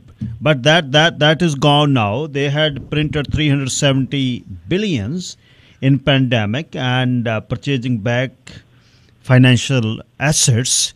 And the big parties in election, Liberal Party, Conservative and New Democrats, they promised for billions of dollars, 78 billion, 51 billion, and NDP promised for 214 billions. So what these politicians are thinking, and to printing money, where we are heading to? Well, I think this is the major concern, really. And it's that you have these massive deficits, this massive government borrowing and government debt, and a large chunk of these deficits seem to be funded by the printing press. And remember, every time the central bank prints up a new dollar, creates a new dollar out of thin air, the dollars that we have in our paychecks, the dollars that we have in our savings account can't buy as much, right? That is what monetary inflation really is. And as you've mentioned, we saw the printing press create $370 billion during the pandemic. Now, let me give you a little bit of context. Yes. That is a 300% growth in the Bank of Canada's assets. That is significantly more than what we saw during the 08-09 recession. It's significantly more than what we saw in the recessions of the 80s, 90s, and 70s. To put that even into further context, what we've seen, the growth in the Bank of Canada's assets, 300% over the last year and a half, is about the same as the entire 6 years of World War II. And as I mentioned, a good chunk of what the Bank of Canada is buying with these printed dollars is Government of Canada debt. So it seems like the Trudeau government is relying on the printing press to finance a large chunk of its deficits, and that really just erodes the value of our money that we already have. Yeah, in 20 plus years in this country, I never noticed that Canadians are buying grocery from dollar stores. There are lines up in our food banks. So in closing, everything from what we discuss about lately now for the inflation and what is the message? What ordinary Canadians have to do now in order to control this? Look, I think one of the key things that all Canadians can do is all your listeners at first just talk to your friends and family and let them know that the government really is playing a huge role here with its massive spending. It's printing up a massive amount of new dollars, billions and billions of new dollars during the pandemic, and also the tax increases. But look, to stop this inflation, to give us a little bit of relief, to improve affordability, there's three things that we are pushing these politicians to do. Number one, stop with the massive amount of government borrowing. Even before the pandemic, the federal government was spending all-time highs. Number two, take the printing press out of overdrive. We have seen it on overdrive during the pandemic, and that's just not sustainable. And number three is provide us with some tax relief. Yes. Anyways, that's all for today's time, and thank you indeed again. You are back, and we will follow it soon in coming weeks, and thank you again for your time. Well, thank you for having me on. Thank you. Mr. Franco Terrazzino ਗੱਲਬਾਤ ਕਰ ਰਹੇ ਸੀ Canadian tax payer federation ਦੇ federal director ਨੇ। Election ਦੇ ਵਿੱਚ ਵੀ ਇਹਨਾਂ ਨੂੰ ਆਪਾਂ ਲਿਆਉਂਦੇ ਰਹੇ ਹਾਂ ਤੇ ਇਹ ਬਹੁਤ ਵੱਡਾ ਵਿਸ਼ਾ ਹੈ ਜਿਹੜਾ ਉਹ ਦੱਸ ਕੇ ਹਟੇ ਨੇ ਕਿ 370 ਅਰਬ ਡਾਲਰ ਪ੍ਰਿੰਟ ਕੀਤਾ ਬੈਂਕ ਆਫ ਕੈਨੇਡਾ ਨੇ, ਫਾਈਨੈਂਸ਼ੀਅਲ ਐਸੈਟਸ ਖਰੀਦੇ ਨੇ ਵਾਪਸ। ਉਸ ਤੋਂ ਬਾਅਦ ਕਾਰਬਨ ਟੈਕਸ ਜਿਹੜਾ ਬਹੁਤ ਵਧਾ ਰਹੇ ਨੇ। ਉਹ ਕਿਉਂ ਵਧਾ ਰਹੇ ਨੇ? ਇਨਵਾਇਰਮੈਂਟ ਦਾ ਰੌਲਾ ਪਾ ਕੇ ਉਹਦੇ ਥੱਲੇ ਪੈਸੇ ਤੁਹਾਡੇ ਕੋਲੋਂ ਕੱਢ ਰਹੇ ਨੇ। ਕਨਵੈਨਸ਼ਨਲ ਗੱਡੀਆਂ ਘਰ 'ਚ ਖੜੀਆਂ ਨੇ, ਉਹਨਾਂ ਨੂੰ ਵੇਚ ਕੇ ਕਿੱਥੋਂ ਇਲੈਕਟ੍ਰਿਕ ਕਾਰਾਂ ਲੈ ਆਈਏ? ਝੁੱਗਾ ਤਾਂ ਪਹਿਲਾਂ ਵੇਚ ਨਹੀਂ ਆਉਂਦਾ। ਠੀਕ ਹੈ, ਸ਼ਰਾਬ ਦਾ ਟੈਕਸ ਹੈ ਜਿਹੜਾ, ਸ਼ਰਾਬ ਪੀਣੀ ਮਾੜੀ ਆ, ਪਰ ਜਿਹੜੇ ਪੀਂਦੇ ਨੇ ਉਹ ਅਗਲੇ ਸਾਲ ਅਪ੍ਰੈਲ 1 2020 'ਚ ਫੇਰ ਕੀਮਤਾਂ ਵੱਧ ਰਹੀਆਂ ਨੇ। 65% ਵਾਈਨ ਦੀ ਤੇ ਜਿਹੜੀ ਕੀਮਤ ਹੈ ਉਹ ਟੈਕਸ 'ਚ ਜਾਏਗੀ। 65% ਬੱਲੇ ਬੱਲੇ ਹੋ ਰਹੀ ਹੈ। ਸਾਰਿਆਂ ਦਾ ਇੱਕ ਵਾਰ ਫੇਰ ਹਾਰਦਿਕ ਧੰਨਵਾਦ ਹੈ। ਅੱਜ ਤੇ ਕੱਲ੍ਹ ਮੀਂਹ ਬਹੁਤ ਪੈਣਾ ਹੈ। 50 mm ਤੋਂ ਲੈ ਕੇ 100 mm ਤੱਕ ਪੈ ਸਕਦਾ ਹੈ। ਫਲੱਡ ਦੁਆਰਾ ਹੜ੍ਹਾਂ ਦੀ ਵਰਗੀ ਜਿਹੜੇ ਹਾਲਤ ਫਿਰ ਬਣੇ ਨੇ। ਖਿਆਲ ਰੱਖਿਓ ਆਪਣੇ ਘਰ ਦੀ ਨਿਗਾਹ ਤੇ ਉੱਪਰ ਗਟਰ ਵਗੈਰਾ ਤੁਹਾਡੇ ਬੰਦ ਨਾ ਹੋਏ ਹੋਣ। ਛੱਤ ਦਾ ਪਾਣੀ ਉੱਪਰ ਖਿਆਲ ਰੱਖੋ ਤੇ ਖਾਸ ਤੌਰ 'ਤੇ ਸਟੋਰਮ ਜਿਹੜੇ ਨੇ ਤੁਹਾਡੇ ਪਿੱਛੇ ਨੂੰ, ਜਿਨ੍ਹਾਂ ਦੇ ਫਰੰਟ 'ਤੇ ਨਹੀਂ ਕਨੈਕਟ ਹੋਏ ਸਟੋਰਮ ਲਾਈਨ ਨੂੰ, ਅਤੇ ਕਿਸੇ ਤਰੀਕੇ ਨਾਲ ਘਰ ਦੇ ਪਿਛਲੇ ਪਾਸੇ ਨੂੰ ਪਾਣੀ ਜਾਂਦਾ ਉੱਥੇ ਨਿਗਾਹ ਰੱਖਿਓ। ਅਤੇ ਅੱਗੇ ਵੀ ਮੈਂ ਇੱਕ ਦਿਨ ਕਿਹਾ ਸੀ, ਇੱਕ ਪੰਪ ਜਿਹੜਾ ਸਮਰਸੀਬਲ ਪੰਪ ਹੈ, ਉਹੋ ਜਿਹਾ ਪੰਪ ਇੱਕ ਲਿਆ ਕੇ ਘਰ ਦੇ ਵਿੱਚ ਜ਼ਰੂਰ ਰੱਖੋ। ਇਸ ਵਾਰ ਬਿਲਕੁਲ ਇਹ ਅਲੱਗ ਕਿਸਮ ਦਾ ਪਿਛਲੇ 15 ਦਿਨਾਂ ਤੋਂ ਮੀਂਹ ਨਹੀਂ ਰੁਕ ਰਿਹਾ ਅਤੇ ਇਹ ਬੜਾ ਔਖਾ ਹੋਇਆ ਹੈ ਸਾਰਿਆਂ ਨੂੰ, ਪਰ ਸਭ ਤੋਂ ਵੱਧ ਔਖਾ ਹੈ ਵਿਸਫੋਟ ਦੇ ਵਿੱਚ ਜਿਹੜੇ ਘਰੋਂ ਬੇਘਰ ਹੋ ਗਏ। ਸਾਡੇ 100 ਦੇ ਕਰੀਬ ਫਾਰਮਰ ਨੇ ਜਿਹੜੇ ਰਿਸ਼ਤੇਦਾਰਾਂ ਦੋਸਤਾਂ ਦੇ ਘਰ ਦੇ ਵਿੱਚ ਰਾਤਾਂ ਕੱਟ ਰਹੇ ਨੇ ਜਾਂ ਬਾਹਰ ਬੇਸਮੈਂਟਾਂ ਲੈ ਰਹੇ ਨੇ, ਉਹਨਾਂ ਦੇ ਮੁੜ ਵਸੇਬੇ 'ਤੇ ਜਿਹੜਾ ਉਹ ਕੰਮ ਕੀਤਾ ਜਾ ਰਿਹਾ। ਸਰਕਾਰ ਲੱਗੀ ਹੋਈ ਹੈ ਅਤੇ ਗੁਰੂ ਸਾਹਿਬ ਦਾ ਓਟ ਆਸਰਾ ਲੈਣ ਦੇ ਲਈ ਸਹਿਜ ਪਾਠ ਪ੍ਰਾਰੰਭ ਨੇ। 4 ਦਸੰਬਰ ਨੂੰ ਭੋਗ ਪੈਣੇ ਨੇ ਬਾਬਾ ਬੰਦਾ ਸਿੰਘ ਬਹਾਦਰ ਗੁਰਦੁਆਰਾ ਸਾਹਿਬ ਦੇ ਵਿੱਚ, ਜਿੱਥੇ ਵੱਡਾ ਇਕੱਠ ਹੈ ਜਿਹੜਾ ਹੈ ਉਹ ਰੱਖਿਆ ਗਿਆ। ਸਾਰੀਆਂ ਧਾਰਮਿਕ, ਸਮਾਜਿਕ ਅਤੇ ਰਾਜਨੀਤਿਕ ਜਿਹੜੀਆਂ ਜਥੇਬੰਦੀਆਂ ਅਤੇ ਜਿਹੜੇ ਵਿਅਕਤੀ ਵਿਸ਼ੇਸ਼ ਨੇ ਉਹਨਾਂ ਨੂੰ ਖੁੱਲ੍ਹਾ ਸੱਦਾ ਹੈ ਕਿ 4 ਦਸੰਬਰ ਨੂੰ ਬਾਬਾ ਬੰਦਾ ਸਿੰਘ ਬਹਾਦਰ ਸਵੇਰੇ 10 ਵਜੇ ਨੂੰ ਪਹੁੰਚਣ। ਭੋਗ ਤੋਂ ਉਪਰੰਤ ਖੁੱਲ੍ਹੀਆਂ ਵਿਚਾਰਾਂ ਹੋਣਗੀਆਂ। ਸਰਦਾਰ ਅਜੇਪਾਲ ਸਿੰਘ ਬਰਾੜ ਮੇਰੇ ਨਾਲ ਨੇ ਪੰਜਾਬ ਤੋਂ। ਸਰਦਾਰ ਅਜੇਪਾਲ ਸਿੰਘ ਬਰਾੜ ਜੀ, ਧੰਨਵਾਦ ਬਹੁਤ ਬਹੁਤ ਤੁਹਾਡਾ। ਸਤਿਕਾਰ। ਵਾਹਿਗੁਰੂ ਜੀ ਕਾ ਖਾਲਸਾ, ਵਾਹਿਗੁਰੂ ਜੀ ਕੀ ਫਤਿਹ। ਵਾਹਿਗੁਰੂ ਜੀ ਕਾ ਖਾਲਸਾ, ਵਾਹਿਗੁਰੂ ਜੀ ਕੀ ਫਤਿਹ ਜੀ। ਬਰਾੜ ਸਾਹਿਬ, ਗੱਲਬਾਤ ਜਿਹੜੀ ਵੱਡੀਆਂ ਅਖਬਾਰਾਂ ਦੀਆਂ ਸੁਰਖੀਆਂ, ਨਿਊਯਾਰਕ ਟਾਈਮਜ਼, ਦਾ ਵਾਸ਼ਿੰਗਟਨ ਪੋਸਟ ਅਤੇ CNN, ਇਹ ਸਾਰੇ BBC ਵਾਲੇ ਅਮਰੀਕਾ ਅਤੇ ਚੀਨ ਦੇ ਵੱਧਦੇ ਟਕਰਾਅ ਨੂੰ ਅਤੇ ਇਸ ਟਕਰਾਅ ਨੂੰ ਠੰਡਾ ਕਰਨ ਦੇ ਲਈ ਇਹ ਯਤਨਾਂ ਦੀ ਗੱਲ ਹੋ ਰਹੀ ਹੈ। ਇਹ ਵਾਕਿਆ ਹੀ ਇਸ ਗੱਲ 'ਤੇ ਆ ਕੇ ਗੱਲ ਖੜ ਗਈ ਕਿ ਦੁਨੀਆ ਦਾ ਜਿਹੜਾ ਥਾਣੇਦਾਰ ਕੌਣ ਹੈ, ਅਮਰੀਕਾ ਜਾਂ ਚੀਨ ਵੱਲੋਂ ਆਪਣਾ ਜਿਹੜਾ ਸਪੇਸ ਸਟੇਸ਼ਨ ਅਲੱਗ ਬਣਾਉਣਾ ਅਤੇ ਉਹਦੇ ਪਿਛਲੇ ਦਿਨੀ ਹਾਈਪਰਸੋਨਿਕ ਮਿਸਲ ਦਾ ਉਸ ਵੱਲੋਂ ਇੱਕ ਤਜਰਬਾ ਕੀਤਾ ਜਾਣਾ, ਅਤੇ ਇਹ ਕਿੱਧਰ ਨੂੰ ਗੱਲ ਜਾ ਰਹੀ ਹੈ? ਤੁਸੀਂ ਇਸ ਨੂੰ ਕਿਵੇਂ ਦੇਖਦੇ ਹੋ? ਗਿੱਲ ਸਾਹਿਬ, ਜਿਵੇਂ ਵੈਸੇ ਤਾਂ ਤੁਹਾਡੇ ਇੱਥੇ ਨਿਊਜ਼ਪੇਪਰਸ ਨੇ ਵੀ ਤੇ ਐਡੀਟੋਰੀਅਲਸ ਨੇ ਵੀ ਤੇ ਇੱਕ ਰਿਪੋਰਟਸ ਜਿਹੜੀਆਂ US ਗਵਰਨਮੈਂਟ ਆਫ ਸੈਨੇਟ ਨੂੰ ਤੇ ਕਾਂਗਰਸ ਨੂੰ ਦੇ ਰਹੀ ਆ, ਉਹਦੇ ਤੋਂ ਉਹ ਇਹ ਪ੍ਰਤੀਤ ਹੁੰਦਾ ਹੈ ਕਿ ਵੀ ਜਾਂ ਕਹਿ ਵੀ ਰਹੇ ਆ ਹੁਣ ਤਾਂ ਕਿ ਸਾਡੇ ਲਈ ਇਹ 21ਵੀਂ ਸਦੀ ਦਾ ਸਭ ਤੋਂ ਵੱਡਾ ਜੀਓਪੋਲੀਟੀਕਲ ਕ੍ਰਾਈਸਿਸ ਹੈਗਾ ਅਮਰੀਕਾ ਲਈ। ਉਹ ਸਭ ਤੋਂ ਵੱਡਾ ਚੈਲੰਜ ਫੇਸ ਕਰ ਰਿਹਾ USA ਇਸ ਟਾਈਮ, ਜਦੋਂ ਤੋਂ ਉਹ ਦੁਨੀਆ ਦਾ ਵੱਡਾ ਸਰਦਾਰ ਬਣਿਆ। ਉਸ ਤੋਂ ਬਾਅਦ ਜਾਂ ਬ੍ਰੈਟਨ ਵੁਡਸ ਤੋਂ ਬਾਅਦ ਉਹ ਆਪਦੇ ਆਪ ਨੂੰ ਰੂਸ ਦੇ ਵੀ ਮੁਕਾਬਲੇ ਬਹੁਤ ਹੀ ਕੰਪਲੈਕਸ ਇੱਕ ਦਿੱਕਤ ਦੇ ਵਿੱਚ ਜਾਂ ਇੱਕ ਕ੍ਰਾਈਸਿਸ ਆ ਉਹਦੇ ਲਈ। ਤੇ ਇਹ ਜੇ ਕ੍ਰਾਈਸਿਸ ਜਦੋਂ ਵੀ ਆਏ ਆ, ਇਹਨਾਂ ਨੂੰ ਆਮ ਤੌਰ ਤੇ ਇੱਕ ਥਿਓਰੀ ਨਾਲ ਡਿਸਕ੍ਰਾਈਬ ਕੀਤਾ ਜਾਂਦਾ, ਉਹਨੂੰ ਥੂਸੀਡੀਡਸ ਟ੍ਰੈਪ ਕਿਹਾ ਜਾਂਦਾ ਹੈ। ਇਹ ਇਤਿਹਾਸ ਦੇ ਵਿੱਚੋਂ ਚੱਕਿਆ ਗਿਆ ਇੱਕ ਫੈਨੋਮੇਨਾ ਹੈ ਕਿ ਜਦੋਂ ਸਪਾਰਟਾ ਇੱਕ ਬਹੁਤ ਵੱਡੀ ਮਿਲਟਰੀ ਤਾਕਤ ਸੀ ਤੇ ਗ੍ਰੀਸ ਦੇ ਵਿੱਚ ਏਥਨਸ ਵਧਣ ਲੱਗ ਗਿਆ ਸੀ, ਤੇ ਉਹਨਾਂ ਦੇ ਵਿੱਚ ਉੱਥੋਂ ਦੇ ਜਿਹੜੇ ਇਤਿਹਾਸਕਾਰ ਸੀ ਜਾਂ ਫਿਲੋਸਫਰ ਸੀ, ਉਹ ਕਹਿੰਦੇ ਵੀ ਲੜਾਈ ਤਾਂ ਹੋਈ ਕਿ ਇਹ ਜੀ ਲੜਾਈ ਹੋਣੀ ਹੀ ਹੁੰਦੀ ਹੈ। ਜਦੋਂ ਕਿ ਇੱਕ ਡਿਵੈਲਪ ਪਾਵਰ ਜਾਂ ਤਾਕਤਵਰ ਪਾਵਰ ਦੀ ਦੂਜੀ ਵੱਧ ਰਹੀ ਹੁੰਦੀ ਆ ਤਾਂ ਉਹ ਡਿਵੈਲਪ ਪਾਵਰ ਆਮ ਤੌਰ ਤੇ ਲੜਾਈ ਖੇਡ ਲੈਂਦੀ ਆ। ਪਿਛਲੇ 500 ਸਾਲ 'ਚ ਵੀ ਵੇਖਣ 'ਚ ਆਇਆ ਹੈ ਕਿ ਵੀ ਇਹ ਜਿਹੀਆਂ 16 ਇੰਸਟੈਂਸਿਸ ਹੋਈਆਂ ਵਰਲਡ ਦੇ ਵਿੱਚ, ਜਿਨ੍ਹਾਂ 'ਚੋਂ 12 ਵਾਰੀ ਲੜਾਈ ਹੋਈ ਹੈ ਤੇ 4 ਵਾਰੀ ਹੀ ਲੜਾਈ ਟਲੀ ਆ, ਜੰਗ ਟਲੀ ਆ। ਪਰ ਹੁਣ ਦੁਨੀਆ ਦਾ ਬਹੁਤ ਕੁਝ ਸਟੇਕ ਤੇ ਆ ਤੇ ਕੋਸ਼ਿਸ਼ ਹੋ ਰਹੀ ਆ। ਵੈਸੇ ਫਸਟ ਵਰਲਡ ਵਾਰ ਤੋਂ ਪਹਿਲਾਂ ਵੀ ਇਹਦੀਆਂ ਬਹੁਤ ਕੋਸ਼ਿਸ਼ਾਂ ਹੋਈਆਂ ਸੀ, ਸੈਕੰਡ ਵਰਲਡ ਵਾਰ ਤੋਂ ਪਹਿਲਾਂ ਵੀ ਇਹਦੀਆਂ ਬਹੁਤ ਕੋਸ਼ਿਸ਼ਾਂ ਹੋਈਆਂ ਸੀ, ਤੇ ਹੁਣ ਵੀ ਬਹੁਤ ਕੋਸ਼ਿਸ਼ਾਂ ਹੋ ਰਹੀਆਂ ਕਿ ਵੀ ਕਿਸੇ ਨਾ ਕਿਸੇ ਤਰੀਕੇ ਨਾਲ ਇਹ ਲੜਾਈ ਟਲ ਜੇ।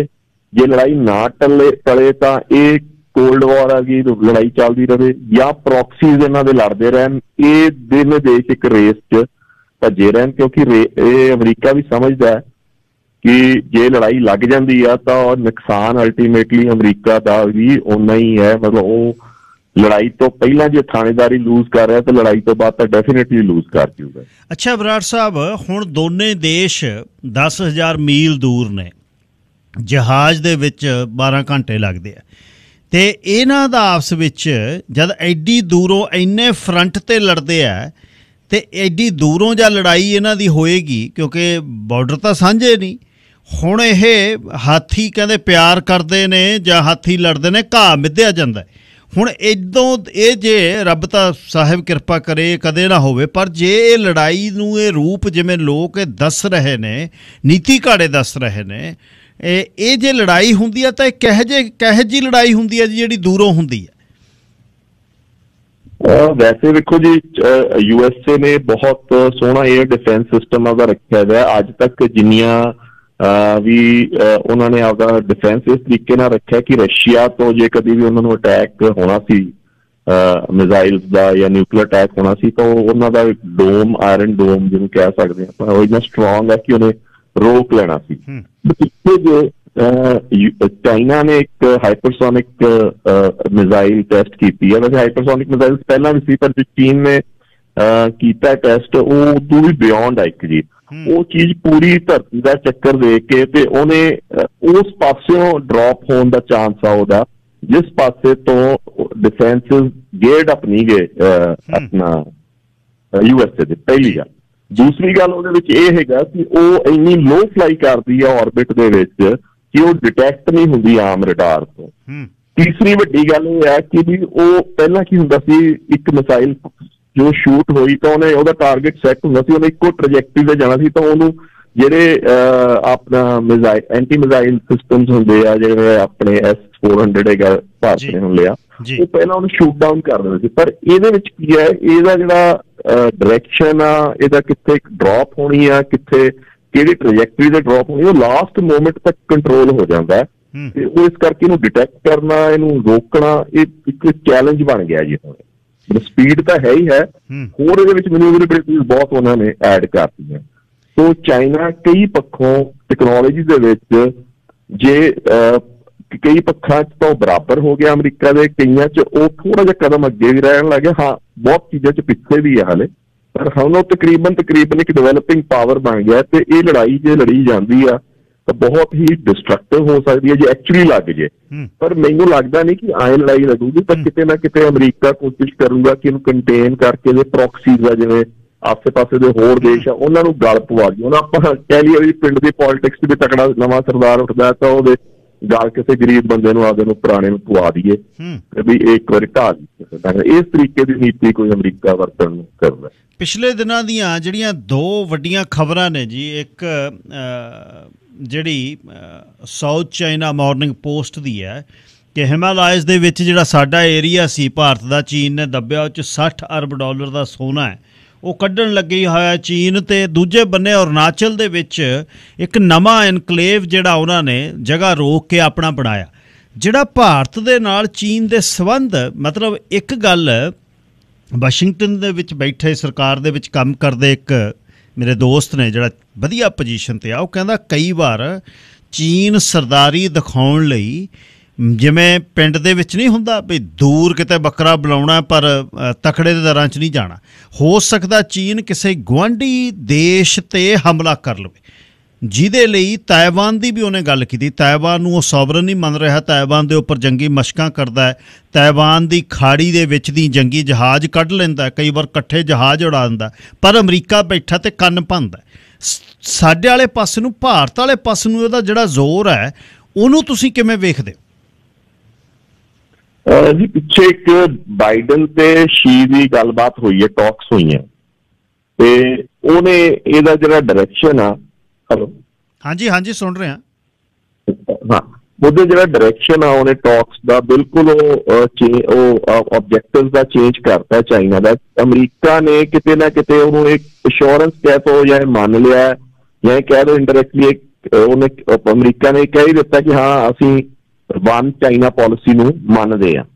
ਹੁਣ ਉਸ ਸਿਚੁਏਸ਼ਨ ਦੇ ਵਿੱਚ ਚਾਈਨਾ ਵਾਸਤੇ ਥੋੜ੍ਹੀ ਬਹੁਤ ਸ਼ੋ ਆਫ ਸਟਰੈਂਥ ਤਾਂ ਉਹ ਕਰਦਾ ਤਾਇਵਾਨ ਦੇ ਉੱਤੇ, ਪਰ ਉਹਦਾ ਉਹਨੂੰ ਤਾਇਵਾਨ ਪ੍ਰਾਇਮਰੀ ਆਬਜੈਕਟਿਵ ਨਹੀਂ, ਕਿਉਂਕਿ ਉਹ ਮਿਲੀਟੈਰਲੀ ਤਾਇਵਾਨ ਨੂੰ ਲੈਣਾ ਨਹੀਂ ਚਾਹੂਗਾ, ਮਿਲੀਟੈਰਲੀ ਉਹਨੂੰ ਕਬਜ਼ਾ ਨਹੀਂ ਕਰਨਾ ਚਾਹੂਗਾ, ਕਿਉਂਕਿ ਉਹ ਲਾਰਜਲੀ ਆਪਦੇ ਆਪ ਨੂੰ ਪੀਸਫੁਲ ਸ਼ੋ ਕਰਨਾ ਚਾਹੁੰਦਾ ਵਰਲਡ ਦੇ ਵਿੱਚ, ਤਾਂ ਕਿ ਉਹਦੀ ਤਰੱਕੀ ਰੁਕੇ ਨਾ।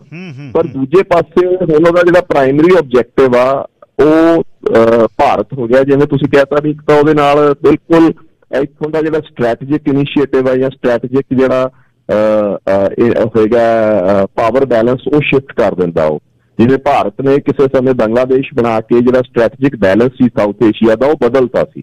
ਉਸੇ ਤਰੀਕੇ ਨਾਲ ਚਾਈਨਾ ਹੁਣ ਲਦਾਖ ਦੇ ਵਿੱਚ ਤੇ ਅਰੁਣਾਚਲ 'ਚ ਇੰਟਰਵੈਂਸ਼ਨ ਕਰਕੇ ਉਹ ਸਟ੍ਰੈਟੇਜਿਕ ਬੈਲੈਂਸ ਬਦਲਣਾ ਚਾਹੁੰਦਾ। ਸੈਕੰਡਲੀ ਤਿੱਬਤ ਉਹਦੇ ਵਾਸਤੇ ਹੁਣ ਪ੍ਰਾਇਮਰੀ ਆਬਜੈਕਟਿਵ ਬਣ ਗਿਆ। ਉਹਦੇ ਲਈ ਗਿੱਲ ਸਾਹਿਬ ਉਹਨੇ ਤਕਰੀਬਨ ਬਾਰਡਰ ਦੇ ਉੱਤੇ, ਜਿਹਨੂੰ LAC ਕਹਿੰਦੇ ਆ, ਉਹਦੇ ਤੇ ਤਕਰੀਬਨ 680 ਪਿੰਡ ਵਸਾਤੇ ਹੈ ਜੀ, ਜਿਨ੍ਹਾਂ ਵਿੱਚੋਂ ਇਹ ਕਿਹਾ ਜਾਂਦਾ ਕਿ 2 ਜਾਂ 3 ਜਾਂ ਜਿੰਨੇ ਵੀ ਹੁਣ ਕੁਆਂਟਿਟੀ ਨਹੀਂ ਡਿਫਾਈਨ ਕਰ ਸਕਦੇ, ਬਿਕੋਜ਼ LAC ਬੜੀ ਵੇਰਿੰਗ, ਇਹ ਕੋਈ ਡਿਫਾਈਨਡ ਤਾਂ ਹੈ ਨਹੀਂ ਗੀ। ਤੇ ਉੱਥੇ ਉਹ ਕੁਛ ਪਿੰਡ ਉਹਨੇ ਭਾਰਤ ਦੇ ਜਿਹਨੂੰ ਭਾਰਤ ਆਪਦਾ ਹੱਦ ਮੰਨਦਾ ਜਾਂ ਆਪਦਾ ਇਲਾਕਾ ਮੰਨਦਾ ਉਹਦੇ ਵਿੱਚ ਵੀ ਵਸਾਤੇ ਆ। ਇਹ ਜਿਹੜੇ ਪਿੰਡ ਆ ਇੱਕ ਡਿਫਰੈਂਟ ਕਨਸੈਪਟ ਦੇ ਵਸੇ ਹੋਏ ਪਿੰਡ ਆ। ਇਹਨਾਂ ਨੂੰ ਸ਼ਾਓਇਜ਼ਿੰਗ ਮੈਂ ਪ੍ਰੋਨਾਊਂਸ ਚਾਈਨੀਜ਼ ਤਾਂ ਕਰ ਸਕਦਾ ਹਾਂ ਠੀਕ ਤਰ੍ਹਾਂ। ਉਹ ਕਹਿੰਦੇ ਆ ਇਹਦੇ ਵਿੱਚ ਮੋਡਰੇਟਲੀ ਰਿਚ ਲੋਕ ਰਹਿੰਦੇ ਆ। ਮਤਲਬ ਉਹਨਾਂ ਦਾ ਮੰਨਣਾ ਹੈ 3000 ਸਾਲ ਪੁਰਾਣਾ ਕੰਸੈਪਟ ਹੈ ਚੀਨ ਦਾ, ਜਿਹਦੇ ਵਿੱਚ ਇਹ ਕਹਿੰਦੇ ਆ ਕਿ ਵੀ ਜੇ ਤੁਹਾਡੇ ਕੋਲ ਮੋਡਰੇਟਲੀ ਰਿਚ ਹੋ ਤੁਸੀਂ ਤਾਂ ਤੁਸੀਂ ਹੈਪੀਐਸਟ ਲਾਈਫ ਜਿਉਂਦੇ ਹੋ। ਤਾਂ ਉਹ ਇੱਧਰਲੇ ਪਿੰਡ ਦੇ ਲੋਕਾਂ ਨੂੰ ਉੱਧਰ ਲੈ ਜਾਂਦੇ ਆ ਜੀ, ਉੱਧਰ ਵਿਖਾ ਕੇ ਉਹਨਾਂ ਨੂੰ ਵਸਾ ਕੇ ਮਹੀਨਾ ਲਵਾ ਕੇ ਫਿਰ ਭਾਰਤ ਛੱਡ ਦਿੰਦੇ ਆ। ਇੱਕ ਤਰ੍ਹਾਂ ਦਾ ਉਹਨੇ ਮਿਲੀਟੈਰਲੀ ਤਾਂ ਜਿਹੜੀ ਜੰਗ ਲੜਨੀ ਹੈ, ਕਲਚਰਲ ਲੜਾਈ ਵੀ ਲੜ ਰਿਹਾ ਜੀ ਅਮਰੀਕਾ ਭਾਰਤ ਨਾਲੋਂ, ਕਿ ਵੀ ਜਦੋਂ ਕਿਤੇ ਉਹਦਾ ਵਧੇ ਤਾਂ ਲੋਕ ਇੱਥੋਂ ਦੇ ਵੈਲਕਮ ਕਰਨ ਉਹਨੂੰ, ਜਿਹੜੇ ਅਰੁਣਾਚਲ ਦੇ ਆ ਜਾਂ ਕਿਉਂਕਿ ਵੇਖੋ ਨਸਲ ਤਾਂ ਤਕਰੀਬਨ ਉਹਨਾਂ ਦੀ ਮਿਲਦੀ ਹੈ, ਇੱਕ ਦੂਜੇ ਨਾਲ ਬੋਲੀ ਵੀ ਮਿਲਦੀ ਆ ਤਿੱਬਤੀਅਨਸ ਨਾਲ। ਤਾਂ ਉਹ ਇਹ ਆ। ਦੂਜਾ ਉਹਨੇ ਤਿੱਬਤ ਦੇ ਵਿੱਚ ਬਹੁਤ ਤਕੜਾ ਈਕੋ ਸਿਸਟਮ ਡਿਵੈਲਪ ਕਰ ਲਿਆ। ਉੱਥੇ ਉਹਨਾਂ ਦੀ ਫੌਜਾਂ 2 ਲੱਖ ਤੋਂ ਵੱਧ ਸਟੇਸ਼ਨ ਆ, 48 ਘੰਟਿਆਂ 'ਚ ਪਹੁੰਚ ਸਕਦੇ ਆ। ਉਹ ਬਹੁਤ ਜ਼ਿਆਦਾ ਉਹਨੇ ਥੀਏਟਰਸ ਆਫ ਵਾਰ 2 ਖੋਲ ਲਏ, ਲਦਾਖ ਤੇ ਅਰੁਣਾਚਲ। ਤੇ ਪਿੱਛੇ ਜੇ ਉਹਨੇ ਜਿਹੜੀ ਇੰਡੀਆ ਦੀ ਹਾਰਟਲੈਂਡ ਆ ਜਿਹਨੂੰ ਆਪਾਂ ਯੂਪੀ ਕਹਿੰਦੇ, ਕਾਓ ਬੈਲਟ ਕਹਿੰਦੇ ਆ, ਉਹਦੇ ਵਿੱਚ ਉਹਨੇ ਇਨਕਰਸ਼ਨ ਵੀ ਕੀਤੀ ਆ ਉੱਤਰਾਖੰਡ ਦੇ ਵਿੱਚ 12 ਕਿਲੋਮੀਟਰ। ਉਹ ਅੰਦਰ ਵੀ ਆਏ ਹੈਗੇ ਨੇਪਾਲ ਦੇ ਬਾਰਡਰ ਦੇ ਨਾਲ। ਉਹ ਥ੍ਰੈਟ ਭਾਰਤ ਦੇ ਉੱਤੇ ਜ਼ਿਆਦਾ ਤੇ ਇਹਦੇ ਵਿੱਚ ਉਹ ਇੰਡੀਆ ਦੇ ਉੱਤੇ ਪ੍ਰੈਸ਼ਰ ਵਧਾ ਰਿਹਾ। ਉਹਦੀਆਂ ਕੁਛ ਐਂਟਾਗਨਿਜ਼ਮ ਆ ਭਾਰਤ ਦੇ ਨਾਲ, ਉਹਦੀ ਨਾਰਾਜ਼ਗੀਆਂ ਜਿਹਦਾ ਕਾਰਨ ਆ। ਤੇ ਦੂਸਰਾ ਉਹ ਸੁਨੇਹਾ ਵੀ ਦੇਣਾ ਚਾਹੁੰਦਾ ਹੈ ਕਿ ਵੀ ਦੇਖੋ ਮੈਂ ਇੱਕ ਦਿਨ ਇੱਥੇ ਕੁੱਟ ਸਕਦਾ ਹੈ। ਇੱਥੋਂ ਦਾ ਸਟ੍ਰੈਟੇਜਿਕ ਜਿਹੜਾ এনवायरमेंट ਆ ਉਹ ਬਦਲਣਾ ਚਾਹੁੰਦਾ ਹੈ ਭਾਰਤ ਸਾਊਥ ਏਸ਼ੀਆ ਦਾ।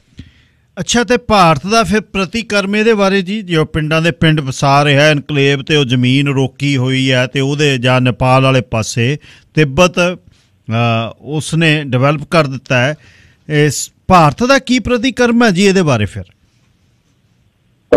ਭਾਰਤ ਕੋਲ ਜੀ ਕੋਈ ਜ਼ਿਆਦਾ ਆਪਸ਼ਨ ਹੈ ਨਹੀਂ, ਕਿਉਂਕਿ ਭਾਰਤ ਦੇ ਵਿੱਚ ਬਹੁਤ ਵੱਡੀ ਪ੍ਰੋਬਲਮ ਇਹ ਹੈ ਕਿ ਤਾਂ ਥੀਏਟਰਸ ਆਫ ਵਾਰ 3 ਬਣ ਗਏ ਆ। ਇੱਕ ਅਰੁਣਾਚਲ ਆ, ਇੱਕ ਲਦਾਖ ਆ ਤੇ ਇੱਕ ਕਸ਼ਮੀਰ ਵੀ ਇੱਕ ਥੀਏਟਰ ਆਫ ਵਾਰ ਬਣ ਗਿਆ 370 ਖਤਮ ਹੋਣ ਤੋਂ ਬਾਅਦ। ਹੁਣ ਪਾਕਿਸਤਾਨ ਵੀ, ਕਿਉਂਕਿ ਤੁਸੀਂ ਚੀਨ ਨੂੰ ਇਕੱਲੇ ਨੂੰ ਨਹੀਂ ਵੇਖ ਸਕਦੇ, ਐਕਚੁਅਲੀ ਚੀਨ ਨੂੰ ਜਦੋਂ ਵੀ ਵੇਖਣਾ ਹੈ ਤਾਂ ਪਾਕਿਸਤਾਨ ਦੇ ਨਾਲ ਹੀ ਵੇਖਣਾ ਪੈਂਦਾ ਅੱਜ ਕੱਲ੍ਹ, ਕਿਉਂਕਿ ਪਾਕਿਸਤਾਨ ਦੀ ਤੇ ਚੀਨ ਦੀ ਜਿਹੜੀਆਂ ਫੋਰਸਿਸ ਆ ਉਹਨਾਂ ਦੀ ਇੰਟਰਓਪਰੇਬਿਲਿਟੀ ਬਣ ਗਈ ਹੈ, ਇੱਕ ਦੂਜੇ ਨਾਲ ਰਲ ਕੇ ਤਾਲਮੇਲ ਕਰਕੇ ਫੌਜੀ ਮਸ਼ਕਾਂ ਕਰ ਰਹੇ ਤੇ ਫੌਜੀ ਹਮਲੇ ਵੀ ਕਰ ਸਕਦੇ ਆ। ਤੇ ਪਹਿਲਾਂ ਉਹ ਸਿਰਫ ਸਕੁਆਡਰਨ ਲੈਵਲ ਤੱਕ ਸੀਗੀਆਂ, ਹੁਣ ਸ਼ਾਇਦ ਉਦੋਂ ਵੀ ਜ਼ਿਆਦਾ ਡਿਵੈਲਪ ਹੋ ਗਈਆਂ, ਈਵਨ ਡਿਵੀਜ਼ਨ ਲੈਵਲ ਤੱਕ ਵੀ ਕਹਿੰਦੇ ਆਪਰੇਟ ਕਰ ਸਕਦੇ ਇੱਕ ਦੂਜੇ ਨਾਲ। ਸੋ ਇਹ ਭਾਰਤ 3 ਪਾਸਿਓਂ ਇਸ ਸਮੇਂ ਘਿਰਿਆ ਇਸ ਗੱਲ ਕਰਕੇ ਤੇ ਦਬਾਅ ਵੱਧਦਾ ਪਿਆ। ਪਰ ਭਾਰਤ ਦੇ ਜਿਹੜੇ ਚੈਲੰਜਸ ਆ ਜੀ ਉਹ ਚੀਨ ਨਾਲੋਂ ਕਈ ਪੱਖਾਂ 'ਚ ਡਿਫਿਕਲਟ ਆ। ਕਿ ਭਾਰਤ ਦੇ ਅੰਦਰੂਨੀ ਹਾਲਾਤ ਜਿਹੜੇ ਸੀ ਪਿੱਛੇ ਜਿੰਨੀ ਦੇਰ ਹੁਣ ਤਾਂ ਆਪਾਂ ਵੇਖਿਆ ਕਿਸਾਨ ਅੰਦੋਲਨ ਵੇਲੇ ਵੀ ਬਹੁਤ ਇਸ਼ੂਜ਼ ਰਹੇ ਜੀ, ਤਾਂ ਉਦੋਂ ਜਿਹੜੇ ਭਾਰਤ ਦੇ ਅੰਦਰੂਨੀ ਹਾਲਾਤ ਨੇ ਜੋ ਉੱਥੇ ਵੀ ਕੰਸੋਲੀਡੇਸ਼ਨ ਦੀ ਕਮੀ ਆ। ਸੋ ਲੜਨ ਵਾਸਤੇ ਕੀ ਆ, ਅੰਦਰੂਨੀ ਏਕਾਪਨ, ਅੰਦਰੂਨੀ ਸਟਰੈਂਥ, ਅੰਦਰੂਨੀ ਉਹ ਹੋਣਾ ਜੋ ਬਹੁਤ ਜ਼ਰੂਰੀ ਆ। ਬਾਕੀ ਕਸ਼ਮੀਰ ਦੇ ਵਿੱਚ ਜਿਹੜੀ ਲੋਕਲ ਪਾਪੂਲੇਸ਼ਨ ਆ ਉਹ ਵੀ ਬਿਲਕੁਲ ਭਾਰਤ ਪੱਖੀ ਨਹੀਂ ਗੀ, ਉੱਥੇ ਵੀ ਡਰ ਹੈਗਾ ਕਿਉਂਕਿ ਲੜਨ ਵਾਸਤੇ ਲੋਕਲ ਪਾਪੂਲੇਸ਼ਨ ਬਹੁਤ ਜ਼ਰੂਰੀ ਹੁੰਦੀ ਆ। ਕਿਸਾਨੀ ਅੰਦੋਲਨ ਨੇ ਪੰਜਾਬ ਦੇ ਵਿੱਚ ਵੀ ਇਸ ਤਰ੍ਹਾਂ ਦੀ, ਤਕਰੀਬਨ ਹਰਿਆਣੇ 'ਚ ਵੀ ਇਸ ਤਰ੍ਹਾਂ ਦੀ ਫੀਲਿੰਗ ਲਿਆਂਦੀ ਸੀ। ਹਾਲਾਂਕਿ ਉਹਨੂੰ ਆਪਾਂ ਬਿਲਕੁਲ ਸੈਪਰੇਟਿਸਟ ਫੀਲਿੰਗ ਤਾਂ ਨਹੀਂ ਕਹਿ ਸਕਦੇ, ਬਟ ਕਿਤੇ ਨਾ ਕਿਤੇ ਰੋਸਾ ਸੀਗਾ, ਇਹ ਫਾਈਟਿੰਗ ਫੋਰਸਿਸ ਸੀਗੀਆਂ, ਇੱਥੋਂ ਦੇ ਲੋਕ ਜ਼ਿਆਦਾ ਸੀਗੇ ਤੇ ਉਹਨਾਂ ਦੇ ਵਿੱਚ ਰੋਸਾ ਹੋਣ ਕਰਕੇ ਉਹ ਲੜਨ ਦੇ ਵਿੱਚ ਇੰਨੀਆਂ ਪ੍ਰੋਬਲਮਸ ਆਉਂਦੀਆਂ। ਬਟ ਭਾਰਤ ਉਸ ਤਰੀਕੇ ਨਾਲ ਤਾਂ ਨਹੀਂ ਕਹਿੰਦੇ, ਹਾਂ ਅਲਾਇੰਸਿਸ ਵੱਲ ਜਾ ਰਹੇ ਹੈਗੇ ਆ। ਜਿਹੜੇ ਕੁਆਡਸ ਇੱਕ ਅਲਾਇੰਸ ਹੈਗਾ ਜਿਹਦੇ ਵਿੱਚ ਪੈਸੀਫਿਕ ਓਸ਼ਨ ਦੇ ਵਿੱਚ ਚੀਨ ਨੂੰ ਕੰਟੇਨ ਕਰਨਾ ਚਾਹੁੰਦੇ ਆ, ਉਸ ਤਰੀਕੇ ਦੇ ਦਬਾਅ ਪਾ ਰਹੇ ਆ। ਅਲਾਇੰਸਿਸ ਅਮਰੀਕਾ ਨਾਲ ਵਧਾ ਰਹੇ ਆ ਤੇ ਉਧਰੋਂ ਰਸ਼ੀਆ ਨਾਲ ਵੀ ਟਾਕਸ ਕਰ ਰਹੇ ਆ। ਬਟ ਆਪਾਂ ਇਹ ਕਹੀਏ ਕਿ ਕੋਈ ਬਹੁਤ ਸਟ੍ਰੈਟਜਿਕਲੀ ਬਹੁਤ ਫਾਸਟ ਮੂਵ ਕਰ ਰਹੇ ਹੁਣ ਹਲੇ ਇੰਝ ਦੇਖਣ ਨੂੰ ਨਹੀਂ ਮਿਲਿਆ। ਉੱਗੇ ਭੂ ਰਾਜਨੀਤੀ ਦੇ ਮਾਹਿਰ ਸਰਾਜਪਾਲ ਸਿੰਘ ਬਰਾੜ ਮੇਰੇ ਨਾਲ ਨੇ ਤੇ ਉੱਗੇ ਸਿੱਖ ਚਿੰਤਕ ਵੀ ਨੇ। ਵਪਾਰਕ ਸੰਦੇਸ਼ਾਂ ਤੋਂ ਬਾਅਦ ਰੂਸ ਦੀ ਭੂਮਿਕਾ ਇਹਨਾਂ ਦੋਨਾਂ ਦੇ ਵਿੱਚ ਤੇ ਇਹਦਾ ਸਿੱਧਾ ਜਿਹੜਾ ਚੀਨ ਦੇ ਨਾਲ ਜੇ ਕਨਫਲਿਕਟ ਹੁੰਦਾ ਹੈ, ਕਿਉਂਕਿ ਉਹਨਾਂ ਨੇ ਜਿਵੇਂ ਦੱਸਿਆ ਵੀ ਪਾਕਿਸਤਾਨ ਨਾਲ ਹੈ, ਉਹਦਾ ਸਿੱਧਾ ਪੰਜਾਬ 'ਤੇ ਕੀ ਅਸਰ ਹੈ? ਪੰਜਾਬ ਇੱਕ ਬਫਰ ਸਟੇਟ ਦੇ ਤੌਰ 'ਤੇ ਮੈਨੂੰ ਯਾਦ ਹੈ ਸਰਦਾਰ ਸਿਮਰਨਜੀਤ ਸਿੰਘ ਮਾਨ ਸਦਾ ਹੀ ਕਹਿੰਦੇ ਰਹੇ ਨੇ ਕਿ ਜੇ ਦੋਨਾਂ ਦੇਸ਼ਾਂ ਦਾ ਟਕਰਾਅ ਜਿਹੜਾ ਹੈ ਉਹ ਦੂਰ ਕਰਨਾ ਤਾਂ ਸਭ ਤੋਂ ਵਧੀਆ ਇਹ ਹੈ ਕਿ ਇੱਕ ਬਫਰ ਜ਼ੋਨ ਦੇ ਤੌਰ 'ਤੇ ਪੰਜਾਬ ਨੂੰ ਵਰਤਿਆ ਜਾਵੇ। ਤੇ ਇਸ 'ਤੇ ਗੱਲਬਾਤ ਕਰਦੇ ਹਾਂ ਵਪਾਰਕ ਸੰਦੇਸ਼ਾਂ ਤੋਂ ਬਾਅਦ। ਉੱਗੇ ਭੂ ਰਾਜਨੀਤੀ ਦੇ ਮਾਹਰ ਸਰਾਜਪਾਲ ਸਿੰਘ ਬਰਾੜ ਮੇਰੇ ਨਾਲ ਨੇ। ਗੱਲਬਾਤ ਚੱਲ ਰਹੀ ਹੈ ਚੀਨ ਤੇ ਅਮਰੀਕਾ ਦੇ ਸੰਬੰਧ ਤੇ ਉਹਨਾਂ ਏਸ਼ੀਆ ਦੇ ਵਿੱਚ ਕੀ ਮਹੱਤਵ ਹੈ, ਖਾਸ ਤੌਰ 'ਤੇ ਭਾਰਤ ਦੇ ਨਾਲ। ਚੀਨ ਭਾਰਤ ਵਾਲੇ ਪਾਸੇ ਬਹੁਤ ਆਪਣੇ ਮਸਲ ਦਿਖਾ ਰਿਹਾ, ਜਿਵੇਂ ਦੱਸ ਰਹੇ ਨੇ ਆਪਣੇ ਸਰਾ ਬਰਾੜ ਹੋਣੀ। ਅਤੇ ਅੱਗੇ ਚੱਲਦੇ ਹਾਂ, ਪੁੱਛਦੇ ਹਾਂ ਰੂਸ ਅਤੇ ਆਉਣ ਵਾਲੇ ਸਮੇਂ 'ਚ ਪੰਜਾਬ ਅਤੇ ਇਸ ਦਾ ਕੀ ਫ਼ਰਕ ਹੈ, ਅਤੇ ਪੰਜਾਬ ਦੇ ਲੋਕਾਂ ਨੂੰ ਅਤੇ ਉੱਥੇ ਦੇ ਰਾਜਨੀਤਿਕ ਜਿੰਨੇ ਵੀ ਨੇਤਾ ਨੇ ਉਹਨਾਂ ਨੂੰ ਕਿਸ ਤਰ੍ਹਾਂ ਸੋਚਣਾ ਚਾਹੀਦਾ। ਉਹਨਾਂ ਦੇ ਪਕੜ ਦੀਆਂ ਗੱਲਾਂ ਹੈ ਨਹੀਂ, ਪਰ ਫਿਰ ਵੀ ਗੱਲਬਾਤ ਆਪਾਂ ਕਰਦੇ ਹਾਂ। ਵੈਨ ਟਰਾਂਸ ਫਰੇਟ ਲਿਮਟਿਡ ਵਾਲਿਆਂ ਨੂੰ ਓਨਰ ਆਪਰੇਟਰ ਅਤੇ ਕੰਪਨੀ ਡਰਾਈਵਰ ਚਾਹੀਦੇ ਹੈ, ਜਿਹੜੇ ਡਰਾਈਵ ਵੈਨ ਦਾ ਇਹਨਾਂ ਦਾ ਬਾਉਂਡਡ ਕੰਮ ਹੈ ਅਤੇ ਬਹੁਤ ਹਲਕੀਆ ਲੋਡ ਹੁੰਦਾ। ਸੋਲੋ ਟੀਮ ਕੱਲਾ ਜਿਹੜਾ ਓਨਰ ਆਪਰੇਟਰ $1.05, ਟੀਮ ਨੂੰ $1.10, ਕੰਪਨੀ ਡਰਾਈਵਰ 55 ਅਤੇ 65 604 621 0923 ਵੈਨ ਟਰਾਂਸ ਫਰੇਟ ਲਿਮਟਿਡ। ਬਹੁਤ ਤਜਰਬੇਕਾਰ ਡਿਸਪੈਚਰ ਨੇ। 6046210923। ਸਟਨ ਵੈਸਟ ਕੋਸਟ ਰਿਐਲਿਟੀ ਦੇ ਸਰਦਾਰ ਸੰਦੀਪ ਸਿੰਘ ਗਰੇਵਾਲ, 10 ਸਾਲਾਂ ਦਾ ਤਜਰਬਾ ਐਬਸਫੋਰਡ ਦੇ ਵਿੱਚ, ਮਿਸ਼ਨ ਦੇ ਵਿੱਚ ਅਤੇ ਚਿਲਵੈਕ ਦੇ ਵਿੱਚ। ਉਹ ਰੀਅਲਟਰ ਨੇ ਰੀਅਲ estate ਦਾ, ਉਹਨਾਂ ਨੂੰ ਬੜਾ ਤਜਰਬਾ ਜਾਇਦਾਦ ਖਰੀਦਣੀ ਵੇਚਣੀ, ਖਾਸ ਤੌਰ 'ਤੇ ਐਬਸਫੋਰਡ ਦੇ ਵਿੱਚ। ਤਾਂ 604 807 80 60 'ਤੇ ਗੱਲਬਾਤ ਕਰਿਓ। ਰੋਟਰੀ ਸਟੇਡੀਅਮ ਦੇ ਨੇੜੇ ਹੌਰਨ ਸਟਰੀਟ 'ਤੇ ਉਹਨਾਂ ਕੋਲੋਂ ਇੱਕ ਘਰ ਵਿਕਣ ਆਇਆ 3 ਮੰਜ਼ਿਲਾ। 604807 8060 604 807 80 60 ਸੰਦੀਪ ਸਿੰਘ ਗਰੇਵਾਲ। ਤੇਗਵੀਰ ਸਹਿਦੇਵ ਡੋਮੀਨੀਅਨ ਲੈਂਡਿੰਗ ਤੋਂ ਰੈਜ਼ੀਡੈਂਸ਼ੀਅਲ ਕਮਰਸ਼ੀਅਲ ਕੰਸਟਰਕਸ਼ਨ ਮਾਰਗੇਜ ਲੈਣੀ ਆ। 1.19% ਵੇਰੀਏਬਲ ਮਾਰਗੇਜ ਦੇ ਰੇਟ ਨੇ। 604 500 1996 6045001996 ਤੇਗਵੀਰ ਸਹਿਦੇਵ ਡੋਮੀਨੀਅਨ ਲੈਂਡਿੰਗ ਤੋਂ। ਸਾਬਰਾੜ, ਇਹ ਦੱਸਿਓ ਜੀ ਬਈ ਰੂਸ ਦੂਸਰੇ ਬੰਨੇ ਜਿਹੜੇ ਉਹਦੇ ਗੁਆਂਢੀ ਯੂਰਪੀਅਨ ਦੇਸ਼ ਨੇ ਉੱਧਰ ਪੰਗਾ ਪਾਈ ਬੈਠਾ, ਖਾਸ ਤੌਰ 'ਤੇ ਜਿਹੜੀ ਖਾੜੀ ਹੈ ਕਰਚ ਦੀ, ਉਹਦੇ ਵਿੱਚ ਉਹ ਬਲੌਕੇਡ ਕਰੀ ਬੈਠਾ। ਯੂਕਰੇਨ ਨੂੰ ਉੱਧਰ ਦੀ ਘੁੰਮ ਕੇ ਜਾਣ ਨਹੀਂ ਦਿੰਦਾ, ਅੱਖਾਂ ਦਿਖਾ ਰਿਹਾ। ਅਤੇ ਪੋਲੈਂਡ ਵਾਲੇ ਪਾਸੇ ਨੈਟੋ ਵਾਲਿਆਂ ਨੂੰ ਉਹ ਅੱਖਾਂ ਦਿਖਾਉਂਦਾ। ਅਤੇ ਰੂਸ ਇੱਥੇ ਦੋਨਾਂ ਦੇ ਵਿੱਚ, ਚੀਨ ਅਤੇ ਅਮਰੀਕਾ ਦੇ ਵਿੱਚ ਰੂਸ ਕਿਵੇਂ ਹੈ ਜੀ, ਉਹਦੀ ਪੋਜੀਸ਼ਨ ਕੀ ਹੈ? ਪਹਿਲੀ ਗੱਲ ਤਾਂ ਜੀ, ਜਿਹੜਾ ਆਪਾਂ ਯੂਰਪ ਦੀ ਗੱਲ ਕਰਦੇ ਹਾਂ, ਉੱਥੇ ਇੱਕ ਗੱਲ ਸਮਝਣੀ ਜ਼ਰੂਰੀ ਹੈ ਕਿ ਇਤਿਹਾਸ ਜਿਹੜਾ ਹੈਗਾ ਉੱਥੇ ਰੂਸ ਨੇ ਜਦੋਂ ਵੀ ਮਤਲਬ ਰਸ਼ੀਆ ਦਾ ਜਿਹੜਾ ਡਿਫੈਂਸ ਦਾ ਮਾਡਲ ਹੈ ਨਾ ਜੀ, ਮੰਗੋਲ ਹਮਲਿਆਂ ਤੋਂ ਬਾਅਦ ਰੂਸ ਨੇ ਜਦੋਂ ਵੀ ਆਪਦੇ ਆਪ ਨੂੰ ਡਿਫੈਂਡ ਕੀਤਾ ਤਾਂ ਉਹ ਵੱਡੀਆਂ ਪਲੇਨਸ ਦੇ ਰਾਹੀਂ ਡਿਫੈਂਡ ਕੀਤਾ ਕਿ ਵੀ ਉਹਦੇ ਕੋਲ ਡਿਫੈਂਸਿਵ ਪਲੇਨਸ ਹੋਣੀ ਚਾਹੀਦੀ। ਮਤਲਬ ਡਿਫੈਂਸ ਚਾਹੇ ਇੱਕ ਛੋਟੀ ਗੜੀ ਦੀ ਹੋਵੇ ਤੇ ਚਾਹੇ ਇੱਕ ਦੇਸ਼ ਦੀ ਹੋਵੇ ਤੇ ਚਾਹੇ ਕਿਸੇ ਪਿੰਡ ਦੀ ਹੋਵੇ, ਉਹਦੇ ਨੂੰ ਦੋ ਮਾਡਲ ਮੋਟੇ ਹੁੰਦੇ ਆ। ਇੱਕ ਮਾਡਲ ਤਾਂ ਹੁੰਦਾ ਕਿ ਉਹਦੇ ਆਸੇ ਪਾਸੇ ਤੁਸੀਂ ਨਹਿਰ ਪੱਟ ਦੋ, ਜਾਂ ਪਾਣੀ ਦੀ ਵੱਡੀ, ਜਿਵੇਂ ਆਪਾਂ ਪੁਰਾਣੇ ਕਿਲਿਆਂ ਦੇ ਆਸੇ ਪਾਸੇ ਇੱਕ ਮੋਟ ਹੁੰਦੀ ਸੀ ਜਾਂ ਉਹ ਨਹਿਰ ਜੀ ਪੱਟੀ ਹੁੰਦੀ ਸੀ, ਤਾਂ ਉਹ ਚਾਹੇ ਉਹ ਗੜੀ ਆ ਉਹਦੇ ਆਸੇ ਪਾਸੇ ਪੱਟ ਲਓ, ਤੇ ਚਾਹੇ ਉਹ ਦੇਸ਼ ਆ ਤਾਂ ਜਿਵੇਂ ਹੁਣ ਤੁਹਾਡੇ ਅਮਰੀਕਾ ਚ ਕਿ ਦੋ ਪਾਸੇ ਸਮੁੰਦਰ ਲੱਗਦਾ, ਦੋ ਪਾਸੇ ਫਰੈਂਡਲੀ ਮੁਲਕ ਆ ਅਮਰੀਕੀ USA। ਤੇ ਦੂਸਰਾ ਤਰੀਕਾ ਹੁੰਦਾ ਜੀ ਕਿ ਜੇ ਤੁਸੀਂ ਇਹ ਨਹੀਂ ਹੈਗਾ ਤਾਂ ਵਾਸਟ ਏਰੀਆ ਛੱਡ ਦਿੰਦਾ। ਤੁਸੀਂ ਬ੍ਰਿਟਿਸ਼ ਕੰਟੋਨਮੈਂਟਸ ਦੇ ਵਿੱਚ ਵਾਸਟ ਏਰੀਆ, ਮੈਦਾਨ ਛੱਡੇ ਹੁੰਦੇ ਸੀ, ਕਦੀ ਵੇਖਿਆ ਹੋਵੇ।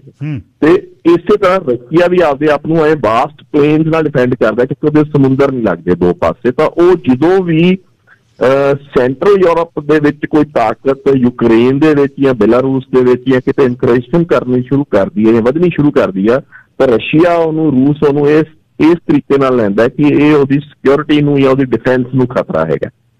ਤਾਂ ਜਦੋਂ ਇਹ ਆਮ ਤੌਰ ਤੇ ਕਦੋਂ ਹੁੰਦਾ? ਆਮ ਤੌਰ ਤੇ ਉਦੋਂ ਹੁੰਦਾ ਜਦੋਂ ਕਦੀ ਵੀ ਜਰਮਨੀ ਬਹੁਤ ਵੱਡੀ ਤਾਕਤ ਬਣ ਜਾਏ। ਇਤਿਹਾਸ ਦੇ ਵਿੱਚ ਵੀ ਪਹਿਲਾਂ ਇੱਥੇ ਜਰਮੈਨਿਕ ਟਰਾਈਬਸ ਦੀਆਂ ਨਿੱਕੇ ਦੋ ਮੁਲਕ ਸਿਟੀ ਸਟੇਟਸ ਹੁੰਦੀਆਂ ਸੀਗੀਆਂ। ਫਿਰ ਵੈਸਟਫੀਲੀਆ ਤੋਂ ਬਾਅਦ ਬਿਸਮਾਰਕ ਜੋ ਪਾਵਰਫੁਲ ਹੋਇਆ ਤਾਂ ਉਦੋਂ ਜਰਮਨੀ ਤਕੜੀ ਹੋਣੀ ਸ਼ੁਰੂ ਹੋਈ। ਤੇ ਜਦੋਂ ਵੀ ਜਰਮਨੀ ਤਕੜੀ ਹੋਣੀ ਸ਼ੁਰੂ ਹੁੰਦੀ ਹੈ ਤਾਂ ਰਸ਼ੀਆ ਨੂੰ ਇਹ ਥ੍ਰੈਟ ਪੈਣੀ ਸ਼ੁਰੂ ਹੋ ਜਾਂਦੀ ਹੈ। ਹੁਣ ਉਹ ਜਰਮਨੀ ਰਿਪਲੇਸ ਹੋ ਗਈ ਹੈ ਨਾਟੋ ਨਾਲ। ਤਾਂ ਨਾਟੋ ਜਦੋਂ ਉੱਥੇ ਪ੍ਰੈਸ਼ਰ ਵਧਾਉਂਦਾ ਪੋਲੈਂਡ ਤੇ ਜਾਂ ਯੂਕਰੇਨ ਦੇ ਮੈਦਾਨਾਂ ਦੇ ਵਿੱਚ, ਤਾਂ ਇਹ ਪ੍ਰੋਬਲਮ ਆਉਂਦੀ ਹੈ। ਤੇ ਰਸ਼ੀਆ ਉਹਨੂੰ ਡਿਫੈਂਡ ਕਰਨ ਦੀ ਕੋਸ਼ਿਸ਼ ਕਰਦਾ ਹੈ। ਤੇ ਯੂਕਰੇਨ ਨੂੰ ਵੀ ਜੇ ਆਪਾਂ ਵੇਖੀਏ ਤਾਂ ਯੂਕਰੇਨ ਦਾ ਇੱਕ ਪਾਸਾ ਜਿਹੜਾ ਉਹਦਾ ਪੱਛਮੀ ਸ਼ੋਰ ਆ ਉਹ ਉਧਰ ਜਰਮੈਨਿਕ ਟਰਾਈਬਸ ਦਾ ਉਹਦੀ ਨਸਲ ਮਿਲਦੀ ਹੈ। ਤੇ ਇੱਧਰਲਾ ਪਾਸਾ ਜਿਹੜਾ ਹੈਗਾ, ਜਿਹੜਾ ਰਸ਼ੀਆ ਦੇ ਨਾਲ ਲੱਗਦਾ ਪਾਸਾ, ਇਹ ਜ਼ਿਆਦਾਤਰ ਰਸ਼ੀਆ ਦੇ ਥੱਲੇ ਰਿਹਾ ਜਾਂ ਉਹ ਪਹਿਲਾਂ ਗੋਲਡਨ ਹੋਰਡਸ ਦੇ ਥੱਲੇ ਰਿਹਾ ਮੰਗੋਲਾਂ ਦੀ। ਤਾਂ ਇਹਦੀ ਜਿਹੜੀ ਬੋਲੀ ਆ ਤੇ ਭਾਸ਼ਾ ਇਹਦੇ ਚ ਰਸ਼ੀਅਨ ਇਨਫਲੂਐਂਸ ਬਹੁਤ ਜ਼ਿਆਦਾ ਹੈ, ਪਰਸੈਂਟੇਜ ਬਹੁਤ ਜ਼ਿਆਦਾ ਜੀ। ਤੋ ਇਹ ਰਸ਼ੀਆ ਉੱਥੇ ਥ੍ਰੈਟਨਡ ਫੀਲ ਕਰ ਰਿਹਾ ਤੇ ਇਸ ਕਰਕੇ ਰਸ਼ੀਆ ਉਹਨਾਂ ਨੂੰ ਪੁਸ਼ ਕਰ ਰਿਹਾ ਫਰਦਰ। ਰਸ਼ੀਆ ਆਪਦੀ pre second world war position ਤੇ ਜਾਂ post second world war position ਵੀ ਕਹਿ ਲਓ, ਉੱਥੇ ਜਾਣਾ ਚਾਹੁੰਦਾ ਹੈ ਕਿ ਵੀ ਉਹ ਅੰਦਰ ਧੱਕ ਦੇ ਉਹਨੂੰ, ਤਾਂ ਕਿ ਵੀ ਨਾਟੋ ਦੀਆਂ ਫੋਰਸਿਸ ਨੂੰ। ਤੇ ਉਹਨੂੰ ਪਤਾ ਹੈ ਕਿ ਵੀ ਅਮਰੀਕਾ ਇਸ ਟਾਈਮ ਡਿਕਲਾਈਨਿੰਗ ਪਾਵਰ ਆ, ਉਹਦੇ ਤੇ ਪ੍ਰੈਸ਼ਰ ਬਹੁਤ ਹੈਗੇ ਆ, ਉਹਨੇ ਚੀਨ 'ਚ ਵੀ ਲੜਾਈ ਲੜ ਰਿਹਾ, ਤਾਂ ਇਹ ਧੱਕਾ ਉਹ ਇਸ ਟਾਈਮ ਸਿਚੁਏਸ਼ਨ 'ਚ ਮਾਰ ਸਕਦਾ। ਪਹਿਲਾਂ ਤੁਹਾਨੂੰ ਯਾਦ ਹੋਊਗਾ ਕੁਝ ਸਾਲ ਪਹਿਲਾਂ ਉਹਨੇ ਕ੍ਰੀਮੀਆ ਲੈ ਲਿਆ ਸੀ ਯੂਕਰੇਨ ਤੋਂ, ਹੁਣ ਉਹਨੇ ਅਗਾਂਹ ਹੋਰ ਕੁਛ ਕਰਨਾ ਸ਼ੁਰੂ ਕਰਤਾ ਤੇ ਆਪਦੀ ਉਸ ਪੋਜੀਸ਼ਨ ਤੇ ਆਉਣਾ ਚਾਹੁੰਦਾ ਤਾਂ ਕਿ ਉਹ ਡਿਫੈਂਸਿਵ ਨਾ ਰਵੇ। ਰਹੀ ਗੱਲ ਆਪਣੇ ਇਸ ਪਾਸੇ ਦੀ ਜੀ, ਇਸ ਪਾਸੇ ਉਹ ਇੱਕ ਪਾਸੇ ਚਾਈਨਾ ਨਾਲ ਵੀ ਅਲਾਈਨਡ ਆ, ਪਰ ਚਾਈਨਾ ਨਾਲ ਉਹ ਇੰਨਾ ਅਲਾਈਨ ਨਹੀਂ ਗਾ ਕਿ ਵੀ ਉਹ ਹਿੰਦੁਸਤਾਨ ਨੂੰ ਕ੍ਰਸ਼ ਹੋ ਜਾਣ ਦੇਵੇ, ਬਿਲਕੁਲ ਹੀ। ਕਿਉਂਕਿ ਭਾਰਤ ਦੀ ਜਿਹੜੀ ਨੀਤੀ ਫੋਲੋ ਕਰਦਾ ਉਹ ਦੋਨੇ ਪਾਸੇ ਦੀ ਫੋਲੋ ਕਰਦਾ। ਇੱਕ ਤਰ੍ਹਾਂ ਉਹ ਰਸ਼ੀਆ ਤੇ ਅਮਰੀਕਾ ਦੇ ਵਿੱਚ ਬਰਾਬਰ ਡਿਸਟੈਂਸ ਪਹਿਲਾਂ ਬਣਾ ਕੇ ਚੱਲਦਾ ਸੀ, ਹੁਣ ਥੋੜਾ ਜਿਹਾ ਅਮਰੀਕੀ ਖੇਮੇ 'ਚ ਜ਼ਿਆਦਾ ਹੋ ਗਿਆ ਜੀ। ਉਹ ਹਿੰਦੁਸਤਾਨ ਨੂੰ ਕ੍ਰਸ਼ ਨਹੀਂ ਹੋਣ ਦੇਣਾ ਚਾਹੂਗਾ, ਕਿਉਂਕਿ ਹਿੰਦੁਸਤਾਨ ਕਿਤੇ ਨਾ ਕਿਤੇ ਉਹਨੂੰ ਚੀਨ ਨੂੰ ਕੰਟੇਨ ਕਰਨ 'ਚ ਜਾਂ ਚੀਨ ਦੇ ਉੱਤੇ ਪ੍ਰੈਸ਼ਰ ਰੱਖਣ 'ਚ ਕੰਮ ਦਾ ਹੈ। ਤਾਂ ਜਿੱਥੇ ਅਮਰੀਕਾ ਚਾਹੂਗਾ ਕਿ ਚੀਨ ਤੇ ਭਾਰਤ ਦੇ ਵਿਚਾਲੇ ਟਕਰਾਅ ਹੋ ਜੇ, ਉੱਥੇ ਰਸ਼ੀਆ ਦੀ ਜਿਹੜੀ ਫਿਲਾਸਫੀ ਹੋਊਗੀ ਕਿ ਉਹ ਕਹੂਗਾ ਵੀ ਸਟਰੋਂਗ ਇੰਡੀਆ ਬਣਿਆ ਰਹੇ ਜਿਹੜਾ ਚਾਈਨਾ ਦੇ ਉੱਤੇ ਥੋੜਾ ਜਿਹਾ ਦਬਾਅ ਰੱਖੇ। ਸੋ ਮੋਟੇ ਤੌਰ ਤੇ ਇਸ ਪ੍ਰਿੰਸੀਪਲ ਤੇ ਦੋਨੇ ਮੁਲਕ ਚੱਲਦੇ ਆ। ਤੇ ਇਸ ਪਿੱਛੇ ਜੇ ਭਾਰਤ ਨੇ ਰੂਸ ਤੋਂ ਹਥਿਆਰ ਵੀ ਖਰੀਦੇ ਆ, S-400 ਖਰੀਦਿਆ ਮਿਸਾਈਲ ਵਾਸਤੇ, ਤੇ ਇਸ ਕਰਕੇ ਰਸ਼ੀਆ ਕਈ ਵਾਰੀ ਉਹ ਜਿਹੜੀ ਚੀਨ ਦੇ ਨਾਲ ਭਾਰਤ ਦਾ ਡਾਇਲੋਗ ਹੁੰਦਾ ਉਹਦੇ ਵਿੱਚ ਉਹ ਸਮਝ ਲਓ ਇੱਕ ਤਰ੍ਹਾਂ ਆਰਬਿਟਰੇਟਰ ਬਣਦਾ ਹੈ ਜੀ। ਅੱਛਾ, ਪੰਜਾਬ ਦੇ ਬਾਰੇ ਰਾਜਨੀਤਿਕ ਸਮੀਕਰਨ ਜਿਹੜੇ ਬਣ ਰਹੇ ਨੇ ਉਹਦੇ ਤਾਂ ਇੱਕ ਦਿਨ ਆਪਾਂ ਪੂਰਾ ਸਮਾਂ ਲਾਵਾਂਗੇ ਵੀ ਕਿਸਾਨੀ ਸੰਘਰਸ਼ ਦਾ ਮੁਲਾਂਕਣ ਤੇ ਜਿਹੜੇ ਕਾਨੂੰਨ ਰੱਦ ਹੋਏ ਨੇ ਇਹਦੇ ਤੇ ਇੱਕ ਦਿਨ ਫਿਰ ਬੇਨਤੀ ਕਰਾਂਗਾ। ਹੁਣ ਇਹ ਦੱਸਿਓ ਵੀ ਇਹ ਬਫਰ ਜ਼ੋਨ ਦੇ ਤੌਰ ਤੇ ਪੰਜਾਬ ਇੱਕ ਸਟੇਟ, ਬਿਲਕੁਲ ਭਾਰਤ ਦੀ ਇੱਕ ਸਟੇਟ ਹੈ, ਪਰ ਇਹ ਬਫਰ ਜ਼ੋਨ ਦੇ ਤੌਰ ਤੇ ਜਾਂ ਇਸ ਨੂੰ ਸਿੱਖ ਵੱਡੀ ਗਿਣਤੀ 'ਚ ਉੱਥੇ ਵੱਸਦੇ ਆ ਤੇ ਸਾਰੇ ਸਾਡੇ ਧਾਰਮਿਕ ਸਥਾਨ ਉੱਥੇ ਨੇ, ਸਾਰਾ ਕੁਝ ਹੀ ਉੱਥੇ ਹੈ। ਸੋ ਇਸ ਨੂੰ ਇਹ ਦੋਨਾਂ ਦੇਸ਼ਾਂ ਦੇ ਸੰਭਾਵੀ ਟਕਰਾਅ, ਕਿਉਂਕਿ ਪਾਕਿਸਤਾਨ ਚੀਨ ਨਾਲ ਚੀਨ ਬਹੁਤ ਅਲਾਈਨ ਹੋ ਗਿਆ, ਛੋਟੇ ਭਾਈ ਦੇ ਤੌਰ ਤੇ ਕੰਮ ਕਰਦਾ, ਜਦ ਦਾ ਗਵਾਦਰ ਤੱਕ ਉਹ ਆਪਣਾ ਜਿਹੜਾ ਰਾਊਟ ਲੈ ਆਏ ਉਹ ਤਾਂ ਨਾਲ ਜੁੜ ਗਿਆ, ਇੱਕ ਦੇਸ਼ ਬਣ ਗਏ। ਅਫਗਾਨਿਸਤਾਨ ਵੀ ਚੁੱਪ ਬੈਠਾ, ਅਫਗਾਨਿਸਤਾਨ ਦਾ ਜਿਹੜਾ ਉੱਪਰਲਾ ਏਰੀਆ ਜਿਹੜਾ ਤੁਸੀਂ ਦੱਸਿਆ ਸੀ ਜਿੱਥੇ ਮਾੜੀ ਜੀ ਇੱਕ ਤਿਰਕ ਦੇ ਵਿੱਚ ਦੀ ਲੰਘਦੇ ਆ ਚੀਨ ਦੀ ਇਹ ਸੜਕ, ਤੇ ਇਸ ਨੂੰ ਹੁਣ ਆਪਾਂ ਕਿਵੇਂ ਵੇਖੀਏ ਜੀ ਬਈ ਪੰਜਾਬ ਦਾ ਕਿਵੇਂ ਇਹਦੇ ਨਾਲ ਸੰਬੰਧ ਜੁੜੂ, ਤੇ ਪੰਜਾਬ ਦੇ ਵਿੱਚ ਜਿੰਨੇ ਵੀ ਪੋਲੀਟੀਕਲ ਜਾਂ ਜੀਓ ਪੋਲੀਟੀਸ਼ੀਅਨਸ ਨੇ ਤੁਹਾਡੇ ਵਰਗੇ, ਉਹ ਕਿਸ ਤਰ੍ਹਾਂ ਕਿੱਧਰ ਨੂੰ ਲੈ ਕੇ ਜਾਣ ਜੀ? ਇਹ ਗੱਲ ਕੀ ਹੋ ਸਕਦੀ ਹੈ ਇਹਨੂੰ ਵਰਲਡ ਜੇ ਡਾਇਲੋਗ ਤੇ ਲੈ ਕੇ ਜਾਣੀ ਹੋਵੇ? ਦੇਖੋ ਜੀ, ਪੰਜਾਬ ਜਿਹੜਾ ਭਾਰਤ ਦੇ ਵਿੱਚ ਪੰਜਾਬ ਆ ਉਹ ਇੱਕ ਬਹੁਤ ਹੀ ਕੀ ਰੋਲ ਪਲੇ ਕਰੂਗਾ ਆਉਣ ਵਾਲੇ ਇਸ ਲੜਾਈ ਦੇ ਵਿੱਚ ਤਕਰੀਬਨ, ਕਿਉਂਕਿ ਜੇ ਚੀਨ ਨੂੰ ਠੱਲ ਪਾਉਣੀ ਆ ਤਾਂ ਉਹ ਅਮਰੀਕਾ ਵਾਸਤੇ ਵੀ ਤੇ ਭਾਰਤ ਦੋਨਾਂ ਵਾਸਤੇ ਬਹੁਤ ਐਕਸੈਸਿਵਲੀ ਇੰਪੋਰਟੈਂਟ ਹੈਗਾ। ਇੱਥੋਂ ਜਿਹੜੀ ਪੋਲੀਟਿਕਸ ਆ ਉਹਦੇ ਵਿੱਚ ਲਗਾਤਾਰ ਪਾਲਿਸੀ ਲੈਵਲ ਤੇ ਜਾਂ ਕਹਿ ਲਓ ਨੀਤੀ ਦੇ ਲੈਵਲ ਤੇ USA ਦਾ ਇੰਟਰਵੈਂਸ਼ਨ ਜਾਂ ਰੈਸਟ ਦਾ ਇੰਟਰਵੈਂਸ਼ਨ ਵੀ ਰਹੂਗਾ, ਪਲੱਸ ਭਾਰਤੀ ਏਜੰਸੀਜ਼ ਦਾ ਇੰਟਰਵੈਂਸ਼ਨ ਤਾਂ ਬਹੁਤ ਸਟਰੋਂਗ ਰਹੂਗਾ ਇੱਥੇ, ਬਹੁਤ ਜ਼ਿਆਦਾ, ਕਿ ਕਿਸ ਤਰੀਕੇ ਦੀ ਸਰਕਾਰ ਆਉਂਦੀ ਹੈ, ਕੌਣ ਆਉਂਦਾ, ਕਿਵੇਂ ਆਉਂਦਾ। ਪਰ ਇਸ ਸਮੇਂ ਦੇ ਦੌਰਾਨ ਪੰਜਾਬ ਦੇ ਜਿਹੜੇ ਪੋਲੀਟੀਸ਼ੀਅਨਸ ਆ, ਹਾਲਾਂਕਿ ਇਹ ਤਾਂ ਹੁਣ ਦੇਖੋ ਕੋਈ 200 ਯੂਨਿਟ 300 ਯੂਨਿਟ ਇਹ ਜੇ ਕੰਮਾਂ 'ਚ ਲੱਗੇ ਹੋਏ ਆ, ਜਿਹੜਾ ਕਿ ਬਹੁਤ ਹੀ ਮਤਲਬ ਘਟੀਆ ਲੈਵਲ ਦੀ ਪੋਲੀਟਿਕਸ ਮੈਂ ਕਹੂੰਗਾ, ਪਰ ਇਹ ਉਹ ਸਮਾਂ ਹੈ ਜਦੋਂ ਇਹ ਪੰਜਾਬ ਵਾਸਤੇ ਬਹੁਤ ਕੁਛ ਲਾਹੇਵੰਦ ਭਾਰਤੀ ਸਟੇਟ ਤੋਂ ਲੈ ਸਕਦੇ ਆ। ਜਿਹੜੇ ਪੁਰਾਣੇ ਆਪਣੇ ਨਾਲ ਅਨਿਆਂ ਹੋਇਆ, ਜਿਵੇਂ ਸਾਡੇ ਵਸੀਲੇ ਲੁੱਟੇ ਗਏ ਆ, ਸਾਡੇ ਇਲਾਕੇ ਲਏ ਗਏ ਆ ਜਾਂ ਉਹ ਹੋਇਆ, ਇਹ ਇਸ ਟਾਈਮ ਉਹ ਜਿਹੜੀਆਂ ਸਾਡੇ ਨਾਲ ਤਰਾਸਦੀਆਂ ਹੋਈਆਂ ਜਾਂ ਮਾੜਾ ਕੁਛ ਹੋਇਆ ਉਹਨਾਂ ਦੀ ਮੰਗ ਕਰ ਸਕਦੇ ਆ ਕਿ ਭਾਈ ਉਹਨੂੰ ਠੀਕ ਕਰੋ, ਲੋਕਾਂ 'ਚ ਭਰੋਸਗੀ ਤਾਂ ਆਊਗੀ ਇੰਡੀਅਨ ਸਟੇਟ ਪ੍ਰਤੀ। ਸੈਕੰਡਲੀ, ਸ਼੍ਰੋਮਣੀ ਕਮੇਟੀ ਦੇ ਅਕਾਲੀ ਚੋਣ ਤਾਂ ਉਹ ਅਕਾਲੀ ਜਾਂ ਸਿੱਖ ਪੋਲੀਟਿਕਸ ਹੀ ਚਾਹੇ ਤਾਂ ਸ਼੍ਰੋਮਣੀ ਕਮੇਟੀ ਦੇ ਜਿਹੜੇ ਆਪਣਾ ਜਿਹੜਾ ਲੈਜਿਸਲੇਸ਼ਨ ਆ ਉਹਦੇ ਵਿੱਚ ਜਿਹੜੀਆਂ ਕਮੀਆਂ ਉਹ ਸੈਂਟਰ ਨਾਲ ਗੱਲ ਕਰਕੇ ਦੂਰ ਕਰਾਈ। ਇਹ ਮਤਲਬ ਬਹੁਤ ਛੋਟੇ ਛੋਟੇ ਲੋ ਹੈਂਗਿੰਗ ਫਰੂਟਸ ਜਿਹਨਾਂ ਨੂੰ ਆਪਾਂ ਕਹਿੰਦੇ ਨਾ, ਉਹ ਹੈਗੇ ਆ ਕਿ ਬੜੇ ਈਜ਼ੀਲੀ ਆਪਾਂ ਕਨਵਿੰਸ ਕਰ ਸਕਦੇ ਹਾਂ ਕਿ ਲੋਕਾਂ ਦੇ ਵਿੱਚ ਜਿਸ ਗੱਲ ਕਰਕੇ ਕੋਈ ਨਾਰਾਜ਼ਗੀ ਹੈਗੀ ਆ ਉਹ ਦੂਰ ਕੀਤੀ ਜਾ ਸਕਦੀ ਹੈ। ਤੇ ਮੇਰਾ ਖਿਆਲ ਆਪਾਂ ਕਿਸਾਨ ਮੋਰਚੇ ਦੇ ਇਸ ਐਂਡ ਤੋਂ ਵੀ ਵੇਖਿਆ ਕਿ ਸੈਂਟਰ ਇਸ ਸਟੇਜ ਤੇ ਬੈਠਾ ਹੈ ਕਿ ਉਹ ਪੰਜਾਬ ਦੇ ਵਿੱਚ ਕਿਸੇ ਤਰੀਕੇ ਦੀ ਕੋਈ ਪ੍ਰੋਬਲਮ ਨਹੀਂ ਚਾਹੂਗਾ, ਕਿਸੇ ਤਰੀਕੇ ਦੀ ਬੇਦਿਲੀ ਆਉਂਦੀ ਜਾਂ ਸਿੱਖ ਪਾਪੂਲੇਸ਼ਨ ਨਹੀਂ ਚਾਹੂਗਾ, ਕਿਉਂਕਿ ਉਹਦੇ ਕਈ ਪਾਸਿਓਂ ਲੜਾਈ ਆ, ਉਧਰੋਂ ਕਸ਼ਮੀਰ ਡੀਸਟੇਬਲਾਈਜ਼ਡ ਆ, ਉਧਰੋਂ ਚਾਈਨਾ ਹੈ, ਉਧਰੋਂ ਪਾਕਿਸਤਾਨ ਆ, ਤੇ ਇਹ ਸਾਰੀਆਂ ਦੇ ਹਾਲਾਤਾਂ ਦੇ ਵਿੱਚੋਂ ਕਦੀ ਨਹੀਂ ਚਾਹੂਗਾ। ਸੈਕੰਡਲੀ ਜਿਹੜੀ ਆਈਡੀਓਲੋਜੀਕਲੀ ਜਿਹੜਾ ਸਿੱਖ ਹੈਗਾ ਉਹ RSS ਦੀ ਉਹ ਸਿਮੂਲੇਸ਼ਨ ਤਾਂ ਕਰਨ ਦੀ ਕੋਸ਼ਿਸ਼ ਕਰੂਗਾ, ਬਟ ਉਹ ਐਸਾ ਕੁਛ ਨਹੀਂ ਚਾਹੂਗਾ ਜਿਹੜਾ ਉਹਦੀ ਲਾਰਜਰ ਟਾਰਗੇਟ ਆ ਜਿਹੜਾ ਅਖੰਡ ਭਾਰਤ ਦਾ, ਉਹਦੇ ਵਿੱਚ ਇੱਕ ਨਵਾਂ ਨਿਊਸੈਂਸ ਖੜੀ ਕਰ ਲੈ ਜਾਂ ਇੱਕ ਪ੍ਰੋਬਲਮ ਖੜੀ ਕਰ ਲੈ। ਬਿਕੋਜ਼ ਸਿੱਖ ਇੱਕ ਐਸੀ ਪੋਜੀਸ਼ਨ ਤੇ ਬੈਠੇ ਹੈਗੇ ਆ, ਜੀਓਪੋਲੀਟਿਕਲੀ ਐਸੀ ਇੰਪੋਰਟੈਂਸ ਤੇ ਬੈਠੇ ਹੈਗੇ ਆ ਕਿ ਵੀ ਉਹਦੇ ਵਾਸਤੇ ਬਹੁਤ ਮੁਸ਼ਕਿਲ ਆ ਇਹਨਾਂ ਨੂੰ ਬਾਈਪਾਸ ਕਰਨਾ। ਫਿਰ ਕੌਮ ਵੀ ਬਹੁਤ ਦਲੇਰ ਤੇ ਤਾਕਤਵਰ ਕੌਮ, ਉਹਨਾਂ ਨੇ ਰੈਜ਼ੀਲੀਅੰਸ ਦੇਖ ਲਿਆ, 1 ਸਾਲ ਜਿਹੜੀ ਲੜਾਈ ਦਿੱਤੀ ਹੈ ਇਹਨਾਂ ਨੇ, ਜਿਹੜੇ ਸ਼ੋ ਫਾਈਟ ਦਿੱਤੀ ਹੈ।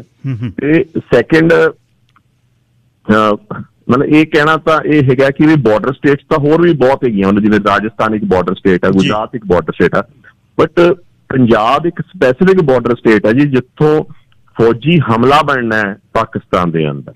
ਜਦੋਂ ਮੈਂ ਹਮਲਾ ਕਦੀ ਕਰਨਾ ਹੈ, ਟੈਂਕਾਂ ਦਾ ਹਮਲਾ ਹੋਣਾ, ਉਹ ਪੰਜਾਬ ਤੋਂ ਹੀ ਹੋ ਸਕਦਾ, ਔਰ ਰਾਜਸਥਾਨ ਤੋਂ ਜਾਂ ਗੁਜਰਾਤ ਤੋਂ ਨਹੀਂ ਹੋ ਸਕਦਾ, ਕਿਉਂਕਿ ਉਹਦੀ ਟਰੇਨ ਜਿਹੜੀ ਆ ਉਹ ਸੁਟੇਬਲ ਨਹੀਂ ਗੀ ਭਾਰਤੀ ਅਟੈਕ ਵਾਸਤੇ।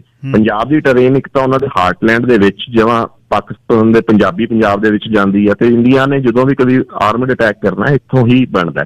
ਦੂਸਰਾ ਚਾਈਨਾ ਵਾਲੇ ਪਾਸਿਓਂ ਹੀ ਲਦਾਖ ਨੂੰ ਜੇ ਸਪਲਾਈਜ਼ ਜਾਣੀ ਹੈ ਜਾਂ ਕੁਝ ਜਾਣੀ ਹੈ, ਕਸ਼ਮੀਰ ਨੂੰ ਕੋਈ ਸਪਲਾਈਜ਼ ਜਾਣੀ ਹੈ, ਤਾਂ ਨੀਅਰੈਸਟ ਪਲੇਨਸ ਜਿਹੜੀਆਂ ਉਹ ਪੰਜਾਬ ਬਣਦੀ ਹੈ। ਸੋ ਇਹਨਾਂ ਸਿਚੁਏਸ਼ਨਸ 'ਚ ਇਹ ਜੇ ਦਿਮਾਗ 'ਚ ਮਿੱਥ ਕੇ ਜਾਣਗੇ ਆਪਣੇ ਪੋਲੀਟੀਸ਼ੀਅਨ ਕਿ ਅਸੀਂ ਸਿਰਫ 13 ਸੀਟਾਂ ਤੇ ਬਈ ਸਾਨੂੰ ਤਾਂ ਕੁਛ ਨਹੀਂ ਮਿਲਣਾ, ਉਹ ਅੱਡ ਗੱਲ ਆ। ਜੇ ਉਹ ਪੰਜਾਬੀ ਹੋ ਕੇ ਆਪਦਾ ਅਸਰਟ ਕਰਦੇ ਆ ਤੇ ਕਹਿੰਦੇ ਆ ਕਿ ਵੀ ਸਾਡੇ ਨਾਲ ਜਿਹੜੇ ਪੁਰਾਣੇ ਅਨਿਆਂ ਹੋਏ ਉਹ ਠੀਕ ਕਰੋ, ਸਾਡੀ ਹਾਲਾਤ ਠੀਕ ਕਰੋ, ਸਾਡੀ ਇੱਥੋਂ ਪ੍ਰਵਾਸ ਇੰਨਾ ਹੋ ਰਿਹਾ ਕਿ ਸਾਡੇ ਬੱਚਿਆਂ ਦੀਆਂ ਐਸਪੀਰੇਸ਼ਨਸ ਨਹੀਂ ਮੀਟ ਹੋ ਰਹੀਆਂ ਇਕਨੋਮਿਕਲ, ਉਹ ਠੀਕ ਕਰੋ, ਤਾਂ ਮੇਰਾ ਖਿਆਲ ਇਹ ਚੀਜ਼ਾਂ ਮਿਲ ਸਕਦੀਆਂ। ਹਾਂ, ਜੇ ਕੋਈ ਸੈਪਰੇਟਿਜ਼ਮ ਉੱਠੂਗਾ ਤਾਂ ਉਹਨੂੰ ਕ੍ਰਸ਼ ਕਰਨੀ ਹੈ, ਜਿਵੇਂ ਮੈਂ ਕਿਹਾ ਏਜੰਸੀਜ਼ ਇਨਵੋਲਵ ਹੋਣਗੀਆਂ, ਬਹੁਤ ਜ਼ਿਆਦਾ ਸਰਕਾਰਾਂ 'ਚ ਵੀ ਇਨਵੋਲਵ ਹੋਈਆਂ, ਬਟ ਬਹੁਤ ਕੁਛ ਇਹ ਸਮਾਂ ਹੈ ਜਦੋਂ ਪੰਜਾਬ ਵਾਸਤੇ ਲਿਆ ਜਾ ਸਕਦਾ। ਤੇ ਪੁਰਾਣਾ ਇਤਿਹਾਸ ਵੀ ਆਪਾਂ ਵੇਖਿਆ ਕਿ ਆਪਾਂ ਨੂੰ ਪੰਜਾਬੀ ਸੂਬਾ ਵੀ 1965 ਦੀ ਜੰਗ ਨੇ ਦਵਾਇਆ ਸੀਗਾ, ਠੀਕ ਆ। ਤੇ ਇਹ ਸਮਾਂ ਹੈ ਜਦੋਂ ਆਪਾਂ ਵਾਪਸ ਉਹ ਜਿਹੜੀ ਅਨੋਮਲੀ ਹੈਗੀ ਹੈ, ਜਿਹੜੀ 47 ਤੋਂ ਪਹਿਲਾਂ ਜੋ ਪ੍ਰੋਮਿਸਿਸ ਸੀਗੀਆਂ, ਉਹਨਾਂ ਪ੍ਰੋਮਿਸਿਸ ਤੋਂ ਕਾਫੀ ਕੁਛ ਲੈ ਸਕਦੇ ਹਾਂ ਜੀ ਪੰਜਾਬ। ਬਿਲਕੁਲ ਬਰਾੜ ਸਾਹਿਬ, ਧੰਨਵਾਦ ਤੁਹਾਡੇ ਸਮੇਂ ਦਾ। ਤੇ ਮੈਂ ਫਿਰ ਇੱਧਰੋਂ ਰੱਦ ਹੋਣ ਦੇ ਜਿਹੜੇ ਕਾਨੂੰਨ ਨੇ ਉਹਨਾਂ ਨੂੰ ਉਡੀਕ ਰਿਹਾ ਸੀ, ਤੇ ਉਹਨਾਂ ਉਸ ਸੰਘਰਸ਼ ਦਾ 1 ਸਾਲ ਦਾ ਮੁਲਾਂਕਣ ਤੇ ਫਰਵਰੀ 2022 ਦੀਆਂ ਚੋਣਾਂ ਕਿਹੜੇ ਸਮੀਕਰਨ ਬਣ ਸਕਦੇ ਨੇ, ਅਗਲੇ ਹਫ਼ਤੇ ਤੁਹਾਨੂੰ ਬੇਨਤੀ ਕਰਾਂਗਾ ਕਿਸੇ ਦਿਨ ਜੀ ਪਲੀਜ਼। ਜੇ ਅੱਜ ਦਾ ਹੀ ਦਿਨ ਆਪਾਂ ਟਿਕ ਲਈਏ ਤਾਂ ਮੰਗਲਵਾਰ ਮੈਨੂੰ ਸੌਖ ਹੋ ਜਾਂਦੀ ਹੈ ਜੀ, ਤੁਹਾਡੇ ਲਈ ਮੈਂ ਰਾਖਵਾਂ ਰੱਖ ਸਕਦਾ। ਤੇ ਤੁਹਾਡੇ ਸਮੇਂ ਲਈ ਸਰਾਰ ਸਾਹਿਬ ਬਹੁਤ ਬਹੁਤ ਧੰਨਵਾਦ। ਸਤਿ ਸ਼੍ਰੀ ਅਕਾਲ ਜੀ, ਵਾਹਿਗੁਰੂ ਜੀ ਕਾ ਖਾਲਸਾ, ਵਾਹਿਗੁਰੂ ਜੀ ਕੀ ਫਤਿਹ। ਰਾਜਪਾਲ ਸਿੰਘ ਬਰਾੜ ਗੱਲਬਾਤ ਕਰ ਰਹੇ ਸੀ ਪੰਜਾਬ ਤੋਂ, ਜਿਹੜੇ ਉੱਘੇ ਭੂ ਰਾਜਨੀਤੀ ਦੇ ਮਾਹਰ ਨੇ, ਤੇ ਉਹਨਾਂ ਦੇ ਲੇਖ, ਉਹਨਾਂ ਦੀ ਫੇਸਬੁੱਕ ਪੜ੍ਹਨ ਵਾਲੀ ਹੈ, ਕਿਤਾਬ ਜਿਹੜੀ ਉਹਨਾਂ ਦੀ ਅਬਦਾਲੀ ਦੀ ਪਾਲਕੀ ਹਿੱਲੀ, ਉਹ ਵੀ ਪੜ੍ਹਨ ਵਾਲੀ ਹੈ। ਉਹ ਤੇ ਉਹਨਾਂ ਦੇ ਸਤਿਕਾਰਯੋਗ ਭੈਣ ਜੀ ਦੋਨਾਂ ਨੇ ਲਿਖੀ ਸੀ ਸਾਂਝੀ।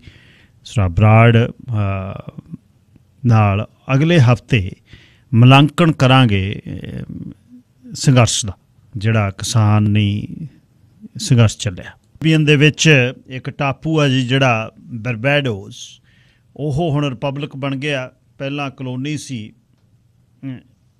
ਬ੍ਰਿਟਨ ਦੀ, ਤੇ ਉਸ ਤੋਂ ਬਾਅਦ head of state Queen Elizabeth ਰਹੀ, ਤੇ ਹੁਣ ਉਹ ਰਿਮੂਵਡ ਕਰ ਉਹਨਾਂ ਨੂੰ ਲਾ ਦਿੱਤਾ ਹੈਡ ਤੇ ਸਟੇਟ ਦੇ, ਤੇ ਨਵਾਂ ਰਾਸ਼ਟਰਪਤੀ ਉਹਨਾਂ ਨੇ ਚੁਣਿਆ। ਇਹ ਛੋਟੇ ਟਾਪੂ ਨੇ ਗ੍ਰੇਨਾਡਾ ਦੇ ਨਾਲ, ਤੇ ਸੇਂਟ ਵਿੰਸਨ, ਬਰਬੈਡੋ, ਸੇਂਟ ਲਿਊਸੀਆ ਤੇ ਡੋਮਿਨਿਕਾ, ਗੁਆਡਾਲੂਪ, ਤੇ ਇੱਕ ਬਰਬੂਡਾ ਅਲੱਗ ਹੈ, ਐਂਟੀਗੁਆ ਤੇ ਬਰਬੂਡਾ ਅਲੱਗ ਹੈ, ਤੇ ਗਾਂ ਜਿਹੜੀਆਂ ਬ੍ਰਿਟਿਸ਼ ਵਰਜਨ ਆਈਲੈਂਡ ਨੇ ਅਮਰੀਕਾ ਦੀਆਂ ਜਿਹੜੀਆਂ, ਤੇ US ਵਰਜਨ ਆਈਲੈਂਡਸ ਨੇ ਦੋਨੇ, ਤੇ ਉਸ ਦੇ ਨਾਲ ਪੋਰਟੋ ਰੀਕੋ ਹੈ, ਤੇ ਉੱਪਰਲੇ ਨਾਲ ਇਹ ਡੋਮਿਨਿਕਨ ਰਿਪਬਲਿਕ ਹੈ, ਤੇ ਫਿਰ ਕਿਊਬਾ ਫੀਡਲ ਕਾਸਟਰੋ ਦਾ, ਤੇ ਉੱਪਰ ਮਿਆਮੀ ਤੋਂ ਹਵਾਨਾ ਦੀਆਂ ਬੱਤੀਆਂ ਦਿਖਦੀਆਂ। ਤੇ ਨਾਲ ਦੱਸਾਂ ਕਿ ਅਗਲੇ ਮੰਗਲਵਾਰ ਫਿਰ ਸਰਾਰ ਬਰਾੜ ਸ਼ਾਮਲ ਹੋਣਗੇ ਇਸੇ ਸਮੇਂ ਸੰਘਰਸ਼ ਦਾ, ਕਿਸਾਨ ਸੰਘਰਸ਼ ਦਾ ਮੁਲਾਂਕਣ ਉਹ ਕਰਨਗੇ। ਸਰੀ ਪੁਲਿਸ ਡਿਪਾਰਟਮੈਂਟ ਤੇ RCMP ਨੇ ਵਾਅਦਾ ਕੀਤਾ ਸੀ ਕਿ 50% ਸਰੀ ਪੁਲਿਸ ਡਿਪਾਰਟਮੈਂਟ ਦੇ 30 ਨਵੰਬਰ ਜਾਂ 30 ਨਵੰਬਰ ਤੋਂ ਪਹਿਲਾਂ ਸਰੀ ਦੀਆਂ ਸੜਕਾਂ 'ਤੇ ਹੋਣਗੇ। ਤੇ ਅੱਜ ਦਾ ਉਹ ਦਿਨ ਹੈ ਜਦ ਇਹ 50 ਪੁਲਿਸ ਅਫੀਸਰ ਆ ਰਹੇ ਨੇ, ਹੁਣ ਤੱਕ ਦੇ 135 ਪੁਲਿਸ ਅਫੀਸਰਾਂ ਦੇ ਵਿੱਚੋਂ ਲੋਕਲ ਪੁਲਿਸ ਫੋਰਸ ਦੇ 47 ਪੁਲਿਸ ਜਿਹੜੇ ਨੇ ਅਫੀਸਰ ਨੇ, RCMP ਡਿਟੈਚਮੈਂਟ ਦੇ 34 ਨੇ, ਸਰੀ RCMP 'ਚੋਂ 25 ਆਏ ਨੇ, ਵੈਨਕੂਵਰ ਪੁਲਿਸ ਡਿਪਾਰਟਮੈਂਟ 'ਚੋਂ 19 ਆਏ ਨੇ, ਅਤੇ ਹੋਰ ਨੈਸ਼ਨਲ ਪੁਲਿਸ 'ਚੋਂ 10 ਆਏ ਨੇ। 400 ਦੇ ਕਰੀਬ ਸਰੀ ਪੁਲਿਸ ਡਿਪਾਰਟਮੈਂਟ 2022 ਦੇ ਵਿੱਚ ਮੰਗ ਰਹੇ ਸੀ ਪੁਲਿਸ ਅਫੀਸਰ, ਪਰ ਸ਼ਹਿਰ ਨੇ ਆਪਣੇ ਸੂਬੇ ਨੇ 200 ਤੱਕ ਉਹਦੇ 'ਤੇ ਪਾਬੰਦੀ ਲਾਤੀ ਵੀ 200 ਤੁਸੀਂ ਹਾਇਰ ਕਰ ਲਓ। ਸੋ 2 ਦਿਨ ਦਾ 2 ਸਾਲ ਦਾ 23 ਤੱਕ ਦਾ ਜਾਂ 24 ਤੱਕ ਮੇ ਵੀ ਜਾ ਸਕਦੀ ਹੈ, ਪਰ 22 ਅਤੇ 23 ਦੇ ਵਿੱਚ ਇਹ ਟਰਾਂਜੀਸ਼ਨ ਹੋ ਜਾਣੀ ਹੈ। ਇਹ ਗੱਲ ਬੜੀ ਚੱਲੀ ਸੀ ਕਿ ਪੁਲਿਸ ਅਫੀਸਰ ਸਰੀ ਪੁਲਿਸ ਡਿਪਾਰਟਮੈਂਟ ਦੇ ਤਿਆਰ ਨੇ, ਪਰ ਉਹਨਾਂ ਦੀ ਫੈਡਰਲ ਕਲੀਅਰੈਂਸ ਦਾ ਬੜਾ ਰੇੜਕਾ ਪਿਆ ਸੀ। RCMP ਸਰੀ ਇਹ ਗੱਲ ਕਹਿ ਰਹੀ ਸੀ ਕਿ ਨਹੀਂ ਜੀ ਇਹਨਾਂ ਦੀ ਕਲੀਅਰੈਂਸ ਨਹੀਂ ਹੈ। ਕਲੀਅਰੈਂਸ ਦਾ ਮਤਲਬ ਕੀ ਹੈ? ਜਦੋਂ ਪੁਲਿਸ ਡਿਪਾਰਟਮੈਂਟ ਦੇ ਵਿੱਚ ਕਿਸੇ ਵੀ ਸ਼ਹਿਰ 'ਚ ਕਿਤੇ ਵੀ ਹੁਣ ਐਜ ਏ RCMP ਜਾਂ ਸਿਟੀ ਪੁਲਿਸ ਵੱਲੋਂ ਕੰਮ ਕਰ ਰਹੇ ਤਾਂ ਕਲੀਅਰੈਂਸ ਹੀ ਆ, ਉਹ ਸਰਵ ਕਰ ਰਹੇ ਨੇ ਕੈਨੇਡੀਅਨਸ ਨੂੰ। ਇਹਨਾਂ ਗੱਲਾਂ ਦਾ ਕੋਈ ਹੁਣ ਫਾਇਦਾ ਨਹੀਂ। ਇਹ ਟ੍ਰੇਨ ਤੁਰ ਚੁੱਕੀ ਆ, ਰੈਫਰੈਂਡਮ 'ਤੇ ਦਸਤਖਤ ਲੋਕਾਂ ਨੇ ਨਹੀਂ ਕੀਤੇ, ਘਰੇ ਜਾ ਕੇ ਬਹੁਤ ਜ਼ੋਰ ਲਾਇਆ ਸੀ ਕਿ RCMP ਵਾਲਿਆਂ ਨੇ। ਈਵਨ ਥਰਡ ਪਾਰਟੀ ਕੋਈ ਪੁੱਛ ਸਕਦੀ ਸੀ, ਉਹ ਜਿਹੜੇ RCMP ਦੇ ਹੱਕ 'ਚ ਨੇ ਉਹ ਦਸਤਖਤ ਨਹੀਂ ਸੀ ਕਰਾ ਸਕਦੇ, ਪਰ ਉਹ ਕਰਾਉਂਦੇ ਰਹੇ ਸਾਡੇ ਘਰਾਂ 'ਚੋਂ ਆ ਕੇ, ਪਰ ਫਿਰ ਵੀ ਗੱਲ ਨਾ ਬਣੀ। ਲੋਕਾਂ ਨੇ, ਤੁਹਾਨੂੰ ਯਾਦ ਹੈ ਕਿ 2018 ਦੇ ਵਿੱਚ ਜਸਕਰਨ ਸਿੰਘ ਭੰਗਲ ਅਤੇ ਜਸਕਰਨ ਸਿੰਘ ਢੇਸੀ 2 ਸਾਡੇ ਜਵਾਕ ਜਿਉਂ ਚੱਕੇ, ਅਤੇ 1 ਜੂਨ ਦੇ ਵਿੱਚ ਵੱਡਾ ਇਕੱਠ ਸਰੀ ਦੇ ਵਿੱਚ ਸਿਟੀ ਹਾਲ ਦੇ ਬਾਹਰ ਹੋਇਆ, ਵੇਕਅਪ ਸਰੀ, ਜਿਸ ਦੇ ਵਿੱਚੋਂ ਨਿਕਲੀ ਸਾਰਿਆਂ ਨੇ ਰਲ ਕੇ, ਅਤੇ ਲੋਕਾਂ ਨੇ ਅਹਿਦ ਕੀਤਾ ਕਿ ਸਾਡੀ ਆਪਣੀ ਪੁਲਿਸ ਡਿਪਾਰਟਮੈਂਟ ਚਾਹੀਦੀ। 3 ਵਰ੍ਹੇ 3.5 ਵਰ੍ਹੇ ਹੋ ਗਏ, ਅਤੇ ਮੇਅਰ ਡਗ ਮਕੱਲਮ ਦਾ ਜ਼ਿੰਦਗੀ ਦਾ ਸਭ ਤੋਂ ਵੱਡਾ ਸੁਪਨਾ ਕਿ ਮੈਂ ਆਪਣੀ ਸ਼ਹਿਰ ਦੀ ਪੁਲਿਸ ਮੇਰੀ ਹੋਵੇ, ਕਿਉਂ ਨਾ ਹੋਵੇ। ਛੋਟੇ ਸ਼ਹਿਰਾਂ ਦੀਆਂ ਆਪਣੀਆਂ ਪੁਲਿਸਾਂ ਨੇ, 120 ਟੱਪਦਿਆਂ ਡੈਲਟਾ ਦੀ ਹੈ, ਉਸ ਤੋਂ ਬਾਅਦ ਵੈਨਕੂਵਰ ਹੈ, ਐਬਸਫੋਰਡ ਹੈ, ਅਲਬਰਟਾ 'ਚ ਦੇਖੋ ਸ਼ਹਿਰ ਦੀਆਂ ਆਪਣੀ ਪੁਲਿਸ ਫੋਰਸ ਕਿਉਂ ਨਾ ਹੋਵੇ। ਨੈਸ਼ਨਲ ਪੁਲਿਸ ਰਹੇ RCMP, ਪਰ ਪੁਲਿਸ ਕਿਉਂਕਿ ਸਰਕਾਰ ਆਪਣੀ ਹੈ, ਇੱਕ ਆਜ਼ਾਦ ਸਰਕਾਰ ਹੈ ਸ਼ਹਿਰ ਦੀ, ਉਹਦੇ ਕੋਲ ਡਿਸੀਜ਼ਨ ਹੈ। ਸੂਬੇ ਨੇ ਉਹਦੇ ਵਿੱਚੋਂ ਕੁਛ ਨਹੀਂ ਰੋਕਿਆ, ਸੂਬੇ ਨੇ ਗ੍ਰੀਨ ਸਿਗਨਲ ਦੇ ਦਿੱਤਾ, ਅਤੇ ਹੁਣ ਇਹ ਗੱਲ ਨਹੀਂ ਬਣ ਸਕਦੀ ਕਿ ਨਹੀਂ ਜੀ ਇਹਨਾਂ ਦੀ ਇਹ ਕਲੀਅਰੈਂਸ ਨਹੀਂ ਹੋਈ, ਇਹ ਨਹੀਂ ਹੋਈ। ਇਹ ਗੱਲਾਂ ਲੋਕ ਗੌਲਦੇ ਨਹੀਂ ਹੈ। ਰਾਦਰ 2022 ਦੀ ਜਿਹੜੀ ਚੋਣ ਆ ਅਗਲੇ ਸਾਲ ਅਕਤੂਬਰ ਦੀ, ਇਸ ਜ਼ੋਰ 'ਤੇ ਲੜੀ ਜਾਣੀ ਆ ਵੀ ਵਾਅਦੇ ਕਿਹੜੇ ਕੀਤੇ ਅਤੇ ਕਿਹਨੇ ਪੂਰੇ ਕੀਤੇ। ਲੋਕ ਇਸ ਗੱਲ ਵੱਲ ਨੂੰ ਮਨ ਬਣਾ ਰਹੇ। ਪ੍ਰੋਗਰਾਮ ਦੇ ਵਿੱਚ ਤੁਹਾਡੀ ਸ਼ਮੂਲੀਅਤ ਨੂੰ ਕਦੇ ਕਦੇ ਸਮਾਂ ਨਹੀਂ ਮਿਲਦਾ, ਅਤੇ ਪਰ ਕੱਲ੍ਹ ਨੂੰ ਆਪਾਂ ਜ਼ਿੰਦਗੀ ਦੇ ਰੰਗ ਜਿਹੜਾ ਉਹੀ ਸੈਗਮੈਂਟ ਕਰਾਂਗੇ, ਅਤੇ ਤੁਸੀਂ ਕੱਲ੍ਹ ਨੂੰ ਸ਼ਾਮਲ ਹੋਣਾ। ਉਦੋਂ ਅਗਲੇ ਹਫ਼ਤੇ ਕੋਸ਼ਿਸ਼ ਮੇਰੀ ਬਹੁਤ ਹੈ ਕਿ ਸਰਦਾਰ ਅਮਰਦੀਪ ਸਿੰਘ ਨੂੰ ਆਸਟ੍ਰੇਲੀਆ ਤੋਂ ਲਿਆਂਦਾ ਜਾਵੇ। ਉਹਨਾਂ ਨੇ ਇੱਕ ਕਿਤਾਬ ਲਿਖੀ ਹੈ ਮੰਦਾਵਣੀ ਜਿਹੜੀ ਕਿਤਾਬ ਹੈ ਉਹ ਜ਼ਿੰਦਗੀ ਦੇ ਆਲੇ ਦੁਆਲੇ ਹੈ, ਅਤੇ ਕੋਸ਼ਿਸ਼ ਕਰਾਂਗੇ ਭਾਈ ਸਾਹਿਬ ਦੀ ਬੜੀ ਪਕੜ ਹੈ ਇਸ ਵਿਸ਼ੇ 'ਤੇ। ਅਤੇ ਵੀਰਵਾਰ ਨੂੰ ਮਿਸਟਰ ਬਰੂਆ ਜਿਹੜੇ ਨੇ ਫਰੇਜ਼ਰ ਇੰਸਟੀਟਿਊਟ ਤੋਂ, ਉਹਨਾਂ ਨੂੰ ਲੈ ਕੇ ਆਉਣਾ, ਜਿਨ੍ਹਾਂ ਨੇ ਬੜੀ ਪੜਚੋਲ ਕੀਤੀ ਹੈ, ਰਿਸਰਚ ਕੀਤੀ ਹੈ ਕਿ ਸਿਹਤ ਸੇਵਾਵਾਂ ਕਿਵੇਂ ਨੇ ਕੈਨੇਡਾ ਦੇ ਵਿੱਚ। ਡਾਕਟਰਸ ਜਿਹੜੇ ਨੇ, ਜਿਹੜੇ ਬਾਹਰੋਂ ਪੜ੍ਹ ਕੇ ਆਉਂਦੇ ਨੇ, ਇੰਟਰਨੈਸ਼ਨਲ ਮੈਡੀਕਲ ਗ੍ਰੈਜੂਏਟ ਨੇ, IMG, ਉਹਨਾਂ ਨੂੰ ਚਾਂਸ ਕਿਉਂ ਨਹੀਂ ਮਿਲ ਰਿਹਾ, ਇਸ ਦੇ ਬਾਰੇ ਆਪਾਂ ਇਹ ਲੜੀ ਪੇਸ਼ ਕਰ ਰਹੇ। ਲੇਜ਼ੀ ਮਸਾਜ ਚੇਅਰ ਦਾ ਨਾਮ ਲੈਂਦੇ ਹਰਪਿੰਦਰ ਕੌਰ ਗਰੇਵਾਲ ਦਾ ਨਾਮ ਆਉਂਦਾ, 778 929 3191। ਮਸਾਜ ਚੇਅਰ ਸਪੈਸ਼ਲਿਸਟ ਨੇ, ਉਹ ਮਸਾਜਰ ਲੈ ਕੇ ਉਹਨਾਂ ਨੇ ਚੇਅਰ ਲੈਣੀ ਹੈ। ਲੋਕਲ ਵੀ ਹੋ ਜਾਂ ਕਿਤੇ ਦੂਰੋਂ ਕੈਨੇਡਾ 'ਚ ਵਸਦੇ, ਤੁਹਾਡੇ ਘਰ ਤੱਕ ਪਹੁੰਚਦੀ ਮਸਾਜ ਚੇਅਰ ਹੋ ਜਾਏਗੀ। ਇਸ ਕ੍ਰਿਸਮਸ ਦਾ ਵੱਡਾ ਗਿਫਟ ਇਹ ਘਰ ਲਈ ਰੱਖੋ ਸਾਂਝਾ। 778 929 3191। ਖਾਸ ਰਿਆਇਤਾਂ ਨੇ ਜੇ ਆਪਣੇ ਪ੍ਰੋਗਰਾਮ ਦਾ ਹਵਾਲਾ ਦਿਓਗੇ। Jerry Brar 604 762 8899, best deal on best rates. Jerry Brar residential commercial construction mortgage, Jerry Brar. freewayMazda.ca 104 ਤੇ 154 ਤੇ ਤੁਸੀਂ ਯਾਦ ਰੱਖਿਓ ਫਰੀਵੇ ਮਾਜ਼ਦਾ, ਅਤੇ ਤੁਸੀਂ ਮਾਜ਼ਦਾ ਦੀਆਂ ਗੱਡੀਆਂ ਲੈਣੀਆਂ ਨੇ ਤਾਂ ਫਰੀਵੇ ਮਾਜ਼ਦਾ 0.5% 'ਤੇ। ਦੂਸਰੇ ਬੰਨੇ ਜੀ 12:30 ਵਜੇ ਤੁਹਾਡੀ ਸੇਵਾ 'ਚ ਹਾਜ਼ਰ ਹੋਵਾਂਗਾ। ਸ਼ੁੱਕਰਵਾਰ ਨੂੰ ਲਾਈਵ ਔਨ ਲੋਕੇਸ਼ਨ ਸੀ, ਕੱਲ੍ਹ ਕੁਛ ਤਕਨੀਕੀ ਕਾਰਨਾਂ ਕਰਕੇ ਤੁਹਾਡੇ ਵੱਲ ਉੱਧਰ ਸੇਵਾ ਨਹੀਂ ਹੋ ਸਕੀ, ਤੁਸੀਂ ਉਡੀਕਦੇ ਰਹੇ 12:30 ਤੱਕ, ਅਤੇ ਮੀਂਹ ਕੱਲ੍ਹ ਤੱਕ ਬਹੁਤ ਪੈਣਾ। ਸ਼ਨੀਚਰਵਾਰ ਦਿਨ ਨਿਕਰਨਾ, ਅੱਜ ਵੀ ਹੱਥ ਨੇ ਨਿਕਲ ਸਕਦਾ, ਪਰ ਕੱਲ੍ਹ ਨੂੰ ਫੇਰ ਬਹੁਤ ਹੈ। ਖਿਆਲ ਰੱਖੋ, ਨਿਗਾਹ ਰੱਖੋ ਆਲੇ ਦੁਆਲੇ। ਫਲੱਡ ਬਹੁਤ ਘਰਾਂ 'ਚ ਆ ਰਹੇ ਨੇ। ਇੰਸ਼ੋਰੈਂਸ ਦੀਆਂ ਪਾਲਿਸੀ ਚੈੱਕ ਕਰੋ, ਉੱਪਰੋਂ ਗਟਰ ਕਲੀਨ ਕਰੋ। ਖਾਸ ਜਿਹੜੀ ਮੈਂ ਉਹੀ ਗੱਲ ਫੇਰ ਕਹਿਣਾ, ਐਕਸਕੇਵੇਟਿੰਗ ਕੰਪਨੀ ਉਹ ਹਾਇਰ ਕਰਿਓ ਜਿਹੜੀ $100 ਨਾ ਬਚਾਵੇ। ਘੱਟੋ ਘੱਟ ਚੈੱਕ ਵਾਲਵ ਤੁਹਾਡੇ ਸਟੋਰਮ ਦੀ ਸੰਪ ਚਲਾ ਦੇਵੇ ਅਤੇ ਪਾਣੀ ਤੁਹਾਡੇ ਘਰ 'ਚ ਨਾ ਆਵੇ। ਇਸ ਗੱਲ ਦਾ ਖਿਆਲ ਰੱਖਿਓ। ਕੱਲ੍ਹ ਨੂੰ ਫੇਰ 7:10 ਤੇ ਤੁਹਾਡੀ ਸੇਵਾ 'ਚ ਹਾਜ਼ਰ। ਰੱਬ ਰਾਖਾ।